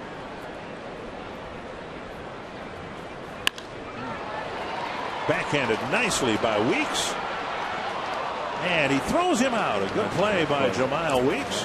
And a 1-2-3 inning for Doolittle.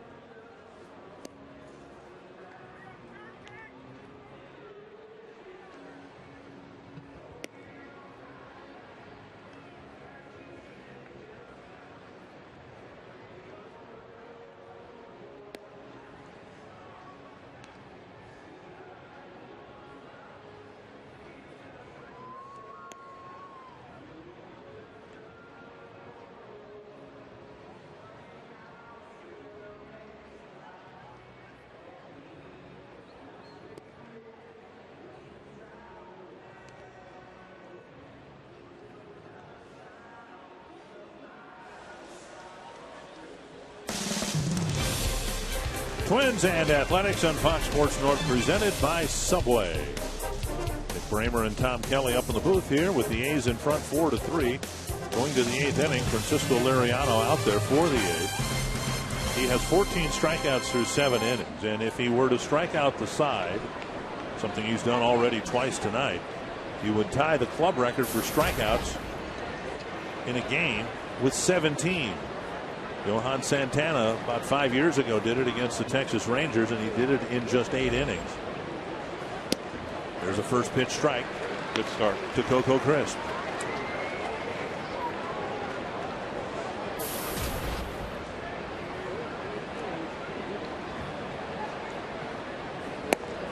Missing the inside corner. As you look at his breakdown of pitches, he has had 30 swings and misses so far tonight in 102 pitches. 1-2.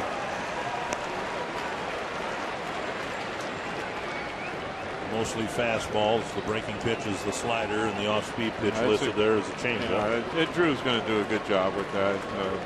Drew's he knows how to catch. He knows how to get the most out of his pitcher and use the pitches that are going to be effective for that individual pitcher on a given evening. So, as you can see, Frankie's mixed his pitches very well, and Drew's done a terrific job.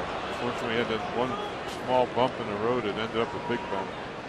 So it's mandatory that we hold him now. We throw all that out right now, but we need to hold him this inning and give the team a chance to come back. 2-2 to Crisp. Wow. Butera will throw to first. Out number 15. Vikings training camp starts in less than 2 weeks, and Brian Hall's analyzing one of the team's positions each weekday leading up to the arrival in Mankato. Check out the tight ends preview now and catch up with the rest of the series at foxsportsnorth.com.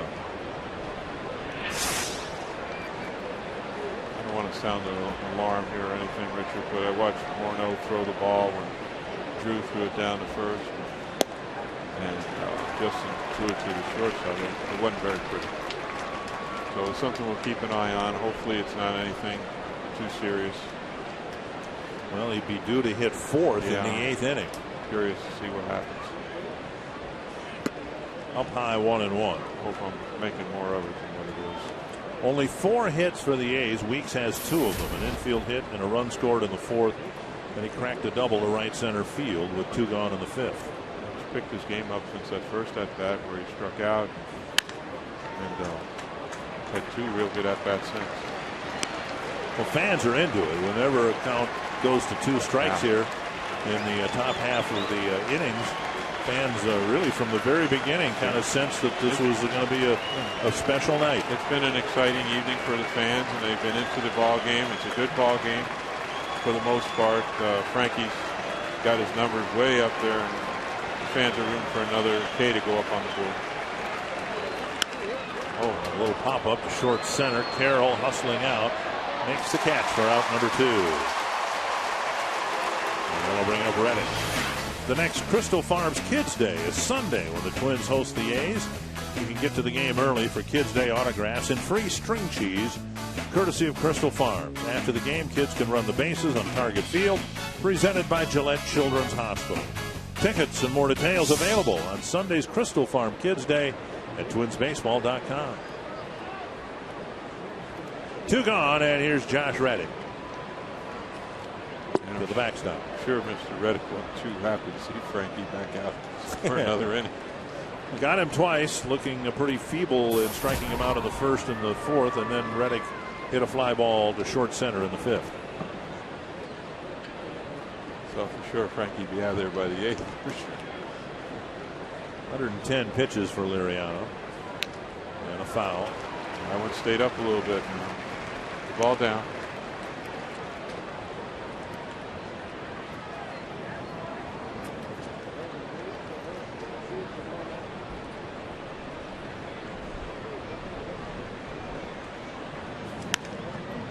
Pop-up near the Oakland dugout. Luth has room.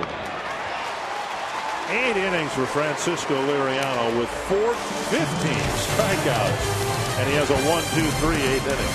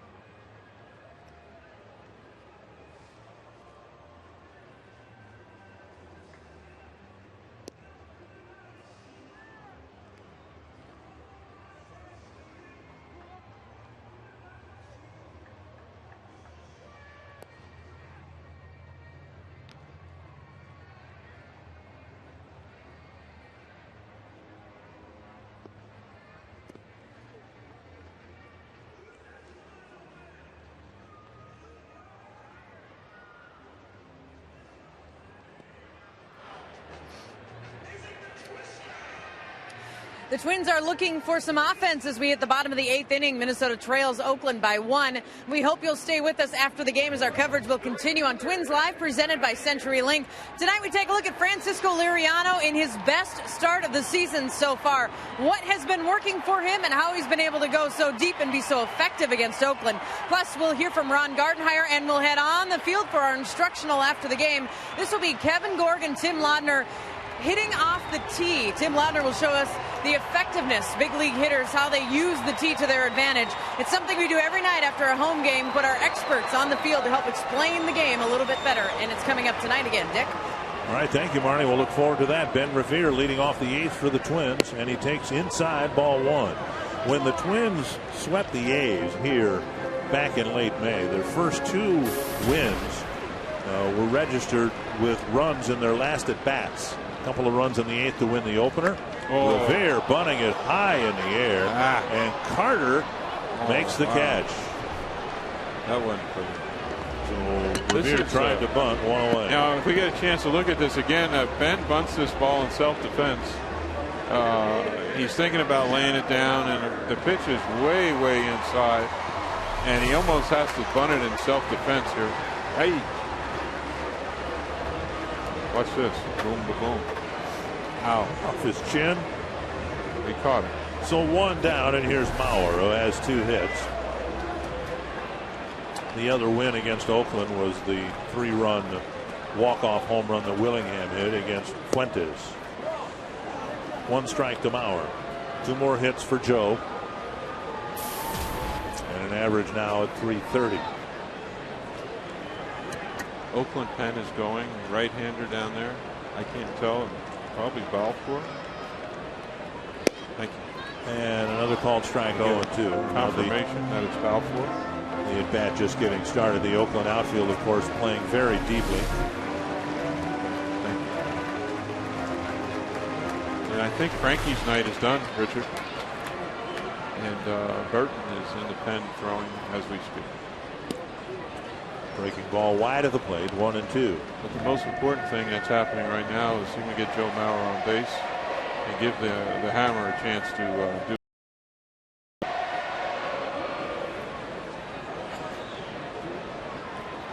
One and 2 to Mauer. Came inside at 95. A lot of guys get beat on that. Joe fouled it off. And this is what Joe does best. Very tough out, especially in these kind of situations. Burton and Burnett warming up in the Twins bullpen. One's going in case the game's tied, or one might be getting some throwing in because of the idle time, the 4 days off, so he needs to touch the mound, throw some pitches off the mound. Or Gardy can go with, if the game's tied, we're going to use Burnett. If the game's, if we're losing, we're going to go with Burton. Something to that nature, but I think Burnett is just throwing to get some work.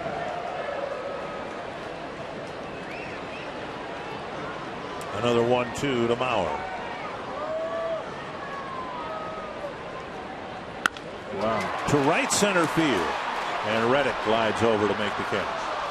And another good pitch there. It's a fastball on the inside part of the plate, and if we have to guess after watching so far this evening, Richard, I think the A's are going to try to come inside on Joe. Have they made that official? The way I didn't get the press release, but Griffin pitched him in, and he struck out, had a bloop single, and this Doolittle fella, he come in hard on Joe as well. So they might have a plan that's what they're going to do. And here's an interesting development. They're going to let this young man pitch to the Hammer. Strike on the outside corner. Willingham hit 2 deep foul flies in the first inning. His at bat extended to the first at bat of the second inning. Then he did hit a home run. Then he hit one out with a man aboard in the 4th. 1-1. It's 95 up in the zone. Josh has done a wonderful job of taking that pitch and not swinging at it. Obviously, he's seeing the ball very well. Let's see if he can get something. He can get the bat to the head of the bat out, drive one in the gap, or get one up against the wall or over. 21 home runs on the year for Willingham and 4 already against the A's. He hit 2 home runs in the series here in May and 2 already here tonight. This is just the 4th game in the season series. So he's making his former employers pay for not bringing him back this year. Yeah, he's done that and then some. 3-1 with Morneau on deck. I don't know if Doolittle has a plan on keep the ball away from Josh. He knows he's got the lefty on deck, so he could be dancing around here and not giving anything. Sure, this is the worst he's thrown to any of the hitters he's far this evening. Yeah, and he walked Willingham, and now will face Morneau. This copyrighted telecast is presented by authority of the Minnesota Twins and may not be reproduced or retransmitted in any form, and the accounts and descriptions of this game may not be disseminated without the express written consent of Minnesota Twins LLC. Morneau is 0 for 3. He's struck out the last 2 times up, but in the 6th inning, Morneau swung at a pitch. Let's see. A slow breaking ball, and you can see Morneau actually bringing that average up against lefties on the road trip. He got a few singles. You pointed it out very well in Texas, Dick. You made a point of mentioning it a couple different times, and he does look better, but I'm just concerned at his shoulder here. Let's hope it's okay. He took some practice swings. He seemed to be okay. He's the kind of kid he's not going to get out if he can help it. See much better numbers in his career against left-handers. 1-0 to Morneau. That was a healthy swing. That was pretty good. Let's hope it's okay. Obviously the Twins were concerned, and the medical staff, they went running at him after his last at-bat, and he shoot him away, so hopefully he's okay. 1-1.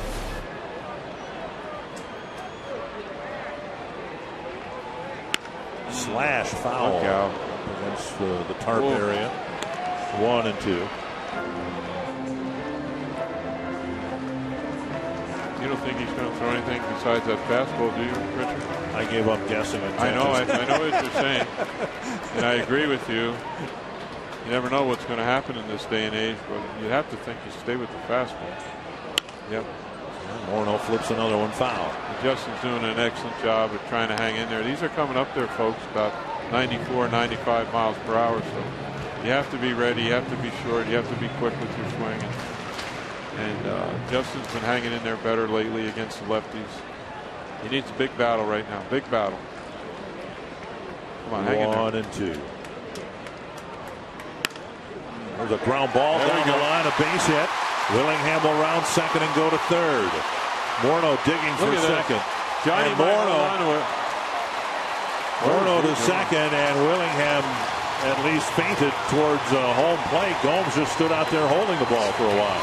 I can't explain what Johnny was doing out there in left field, but you need to throw the ball in. For your young people out there, you get the ball in your hands, get the ball in. This is a gutsy move by Bob Melvin and his defense. People where to play Justin. A lot of people would play a little closer to the line to avoid the doubles. They put themselves in and out in a position where they can lose. Again, it's a tough call. You're playing on the road. You play to win. So I think that's probably the right thing. And the worst thing that happens is Justin hit it right down the line. So Morneau double will set up Trevor Plouffe as he'll try to get a hit against Grant Balfour.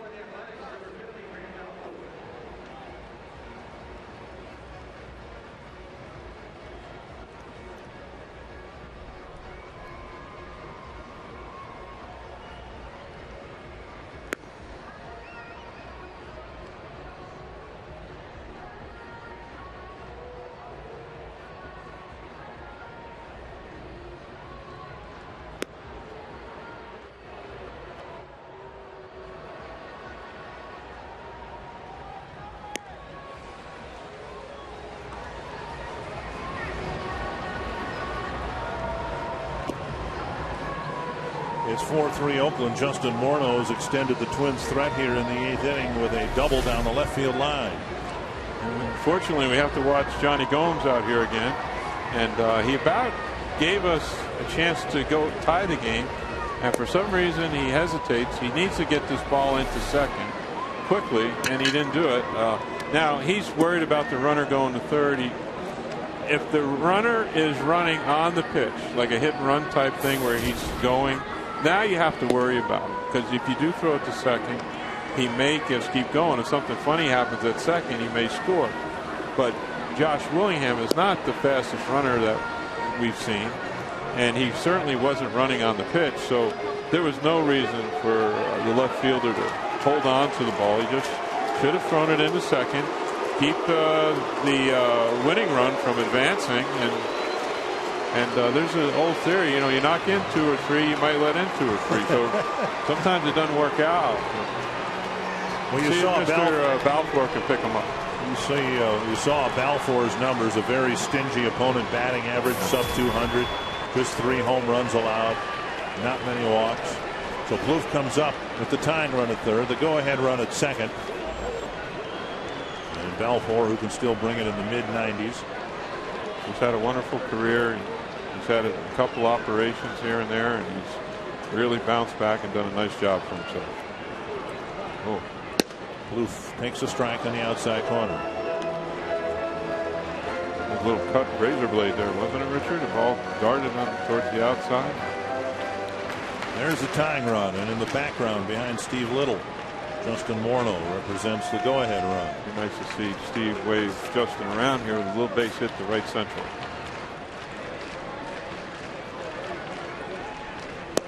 Just off the plate, 1-1. Good take. Same pitch. Tough just off the plate. Yeah. Tough. Good take. Trevor needs to excel right here late in the game. Be that kind of guy that can get the job done here. So let's see if he can get a good swing at one. Have a good at-bat.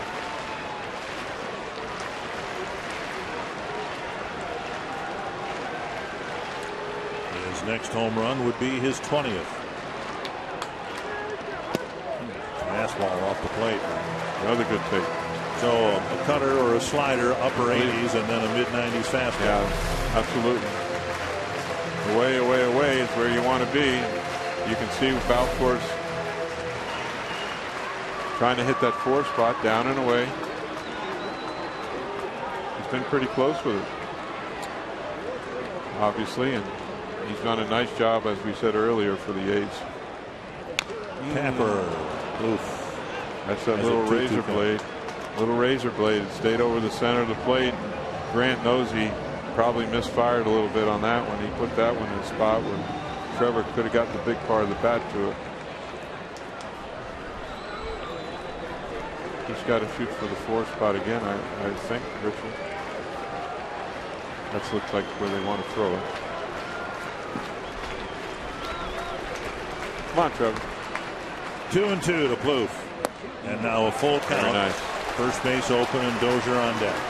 So little razor blade again, down and away, out of the zone. Trevor's not biting. He's still going to throw it out there again. Base open. Grant's never been one to really give in, so I believe he's probably going to throw it out there again somewhere.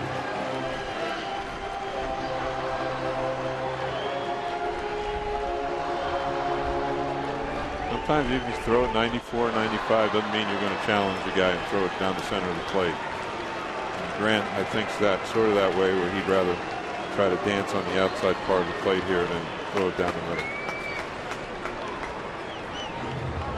They used to call that mano y mano. Challenge me, right? Country hardball. Here it comes.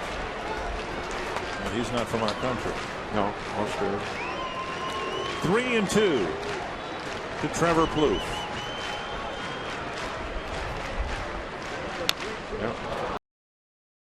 He left it within reach. Well, it was down, it was away. It wasn't a bad pitch. Give Trevor some credit for getting the bat to it, fouling the baby off, give himself another chance.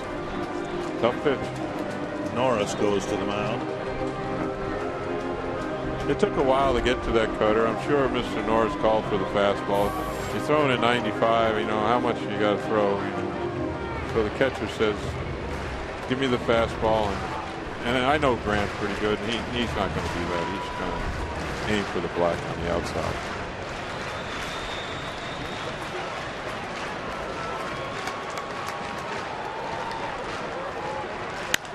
Lifted to right and back into the seats. There's country hardball.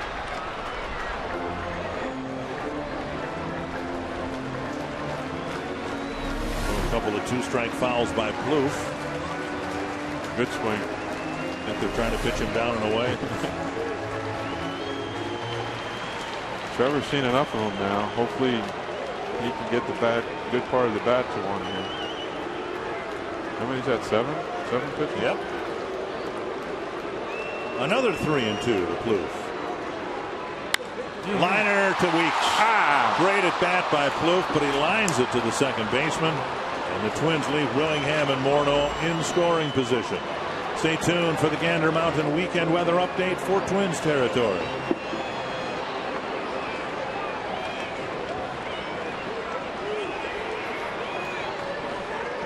Yep. Yep.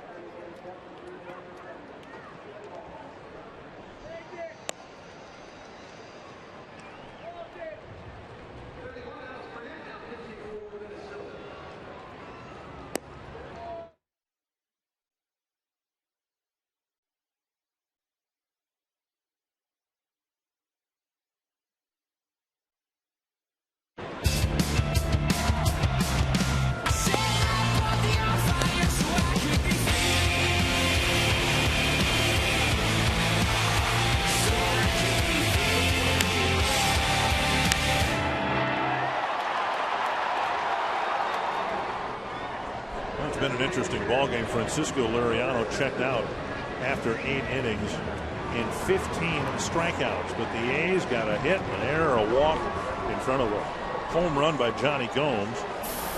So Liriano can't win the ball game, and Alex Burnett will come in to pitch to the A's in the ninth. Down and away, ball 1. He'll face the middle of the Oakland lineup: Cespedes, Carter, and Gomes. I'm glad you said that. I'm going to stay up. He'll have it down by Sunday afternoon. Maybe. Oh. Bouncer off the glove of Plouffe, and it trickles into left field. Cespedes has his second hit. And the leadoff man is on in the ninth. To celebrate the newest member of the Twins Hall of Fame, curveballer Camilo Pascual joins the Hall tomorrow. Prior to the 6-10 game against Oakland, Fisher Nuts will provide the Hall of Fame collectible pin featuring Pascual to the first 5,000 fans at the game. Also at 4 p.m. Camilo will be signing autographs at the Majestic Athletic Team Store. So come early and congratulate Camilo in person. Tickets are available for tomorrow's game. They're calling 833-TWINS or going to twinsbaseball.com. Well, yeah, I tell you, it's quite a thing. The Twins and the voters. I know I voted for it. And it's quite an honor for. I'm sure Camilo is ecstatic. Line drive, single to left. Carter has a base hit. And the A's are threatening to expand the lead here with singles from the first 2 batters of the ninth. Last time Johnny Gomes came up with men on base, he emptied them.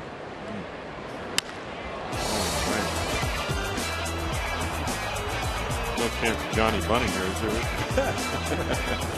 It's not going to happen. Look at Trevor. There's a chance he might bounce into a double play. Come on, Trevor, back up. Not a boy. There he goes.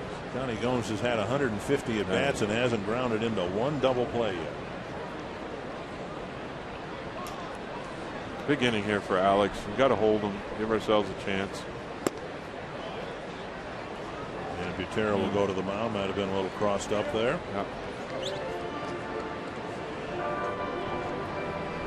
There was a runner at first with one out in the 4th inning and a fly ball to center. The runner was Weeks, and Denard Span took his eye off the ball to look at the runner to see if he was trying to advance. He absolutely did, Richard. And you know, I don't know how people feel out there, the fans feel watching the game and say, gee, you got to catch that ball. Well, yeah, and Denard would be the first one to admit that you got to catch the ball, but you see him just trying to be too quick, and he took his eye right off the ball and he missed it. So it's a good learning experience, especially for our young outfielders out there that want to play the game of baseball. You watch that ball go into the glove, and we all can remember how Kirby Puckett used to do it, Richard. Two hands. Yeah. And that was a one-hand thing, and we just didn't focus enough on it. Denard's going to catch that ball 999 times out of 1,000, without a doubt. And unfortunately, got away from him tonight. Originally, it was ruled an out, and then the umpires I thought it was too. Discussed it. Placed 2 runners aboard, and then there was a walk, and then on the very next pitch, the grand slam. In fact, you know, and Frankie was ahead in the count, I believe, 0-2 when Carter walked. Yep. And Carter had a real good at-bat, fouled some pitches off, and battled, and ended up taking the walk. And then first pitch to Johnny Gomes here went 18 miles to put the 4 spot up. 1-2 to Johnny Gomes. Good fastball on the outside. Up and away. We've got 2 guys throwing out there. Casey Fiend and Tyler Robertson. Yeah. And I just want to caution everybody. They all have to touch the mound today and throw. So, The lead runner goes, and the runner will score on a base hit to left. This is one of those difficult plays here for the third baseman, and sometimes inexperience, you know, can bite you, and this is what happened. Now, once the runner elects to go, the third baseman has to cheat in a little bit, crawl in, and then try to hold his ground as long as he possibly can. And Trevor just bolted right for third a little bit too quickly, and you know, you get a little bit out of position, and this is what happens. See him go right to third. Oops. So you got to try to come in and hold your ground the best you can and still put yourself in a position to get there. But unfortunately, it didn't work out. Here's Derek Norris, and he takes strike 1. So 3 singles from the first 3 batters that Burnett faces, and all 3 of them going to left field. What gets me is how the guy takes off from second with Johnny Gomes hitting. The way he misses, you know, he just misses so much. There's a double play grounder. Wow. Got him. A double play. And Carter moves to third. Real good slide by Johnny Gomes into second base. And Jamie did a nice job of turning this over and making the double play. Got a good feed from Brian. Brian gave him a good shot. Watch this slide. Oh, get one more look at it. Maybe we see it here. Protects himself pretty good, jumps, and gets out of the way. We all still have that memory of Nishioka getting drilled there by Nick Switcher and the Yankees. That infamous day in the early part of the season last year, when you see the difference of Carroll protecting himself and where Nishi didn't protect himself at all and ended up breaking his leg. 2 strikes now to Brandon Inge. The A's getting 1 insurance run here. Twins hoping to strand another runner at third.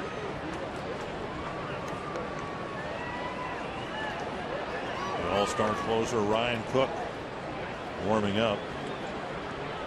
do believe we were the first team to score off him back a month, 2 months ago. Is that correct? If I remember correctly. A little bit low. I don't believe he had given up a run in his major league career until that we ended up scoring, I believe.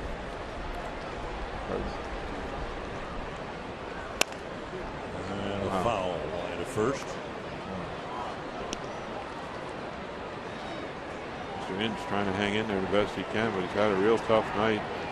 He's still fighting it up there.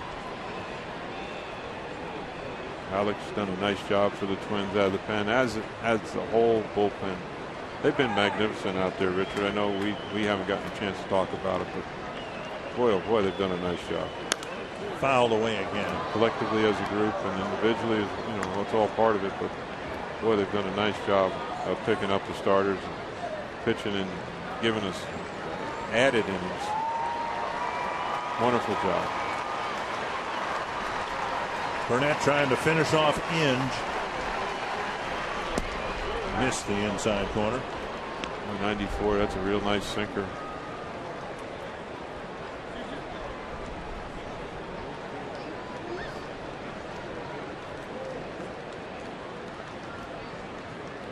Two and two. Nice block by Butera.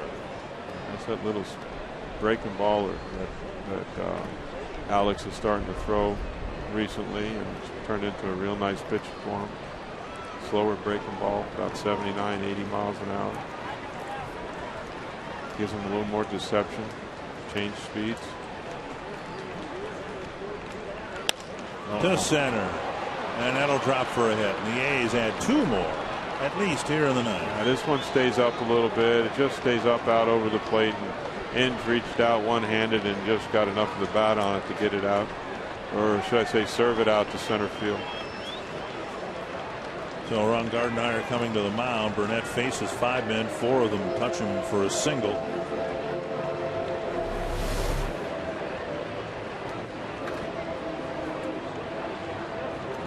And Inge fights one off, flares it into center field. And the A's open up now a 6-3 lead with two gone in the ninth.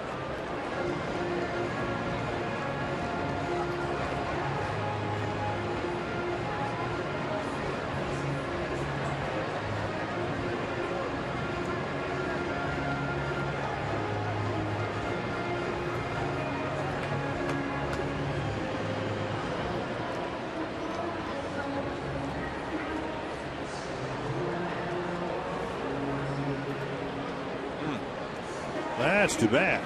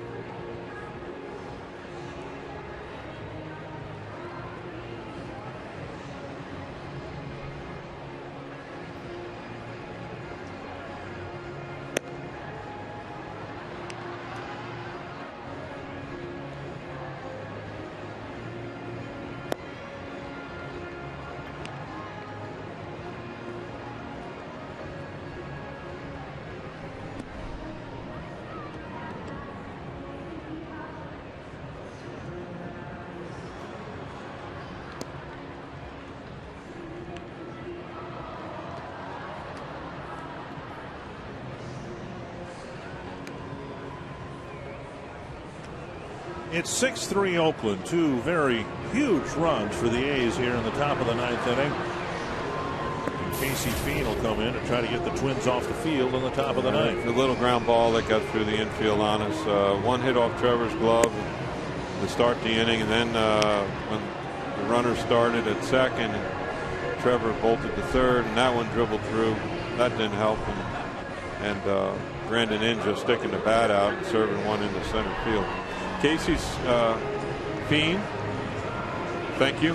He's a power guy that Terry Ryan and Rob Anthony signed over the winter to add to the depth of our relief corps, and here he is pitching in the big league. He's done a nice job at AAA, and And he did a nice job in the Major League Spring Training and got sent back, but got himself going at AAA. Got a nice little fastball that sinks and moves, and a nice little breaking ball to complement it.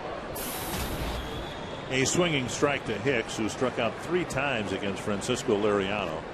Liriano struck out 15 men,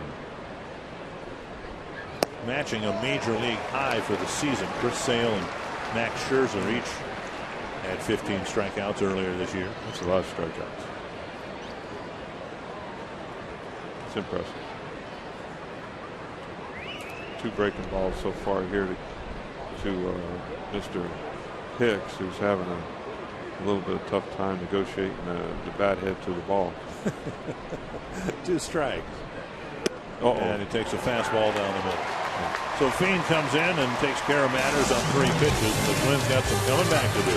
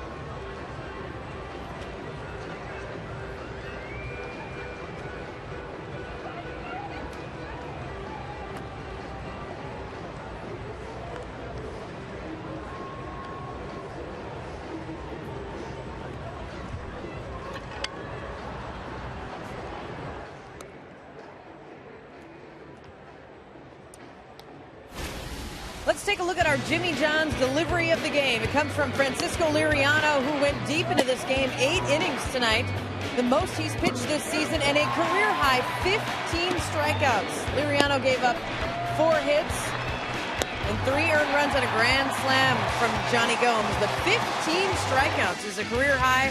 The story this afternoon for the Minnesota Twins, and Dick, something we'll look at a little more closely in our postgame show tonight. Absolutely. Liriano with a dominant performance. If he could bring 1 pitch back.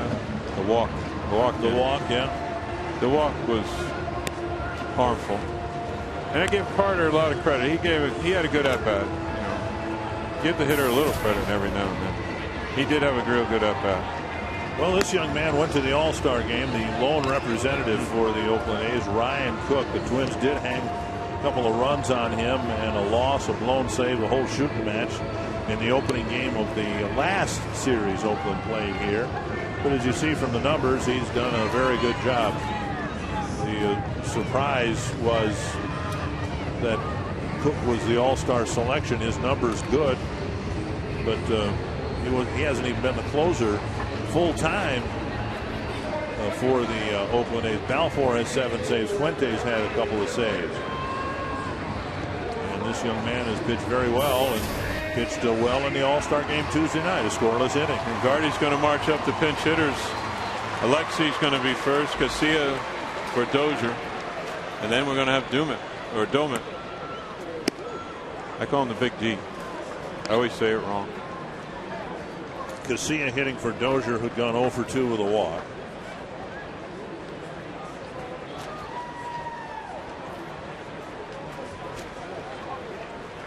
Swing and a miss, 0-2. Yeah, 95. That's a pretty good pitch. The ball's down and away and sinking. That's nasty. It's tough here. You've been sitting. You miss 4 days of baseball, and then you sit on the bench for 3 hours and go up and hit against this fellow. Good luck. Ooh, did he go? They'll appeal, and just barely checking his swing. Good call. Is Casilla. I thought he checked from the initial. Yep. Good job, Lexi. Come on, see the ball. Here's where you really have to fight. Hang in there. Wow. Good job. He's taking a page out of Justin Morneau's book with that one. Whatever works. Trying to get aboard. Doumit and then Carroll be the scheduled hitter. Twins would love to turn the lineup over with a threat. Men on base.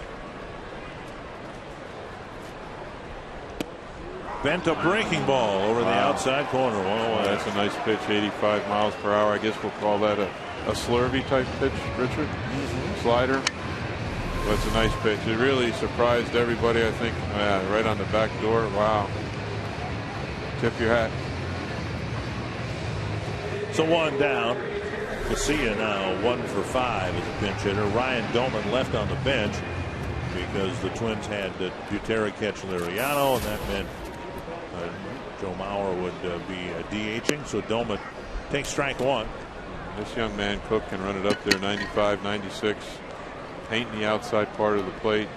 Backdoor slider. Doumit 2 for 2 as a pinch hitter with a couple of runs batted in.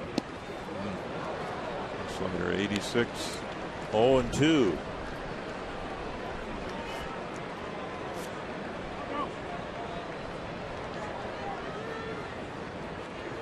If anything, Guardy, you at least get an at-bat into these fellas. And Doumit flips it foul. And set him up better for tomorrow, and in the future get an at-bat under the belt tonight. Still with a 13-man pitching staff, just 3 bench players available for every game. Doumit, Casilla, and Mastroianni tonight.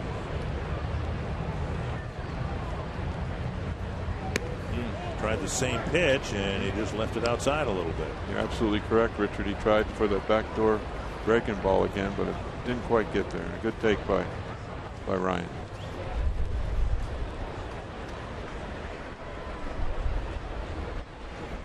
And that time he hit the corner. Yeah, he did. A little bit better pitch, and he caught the outside part of the plate. It might be a touch outside, but it looks like this young fella has earned it. A couple of backdoor sliders. Wow, nasty. 2 down, and here's Jamie Carroll.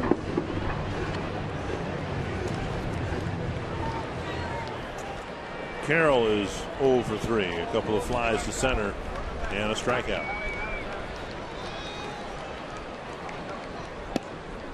Strike at the knees. Pretty good mix when you can throw 96 and you've got the breaking pitch, and it's all in the frame of the strike zone. Pretty good. Inside, 1-1. There's that slider just backed up on him. Didn't quite get it there.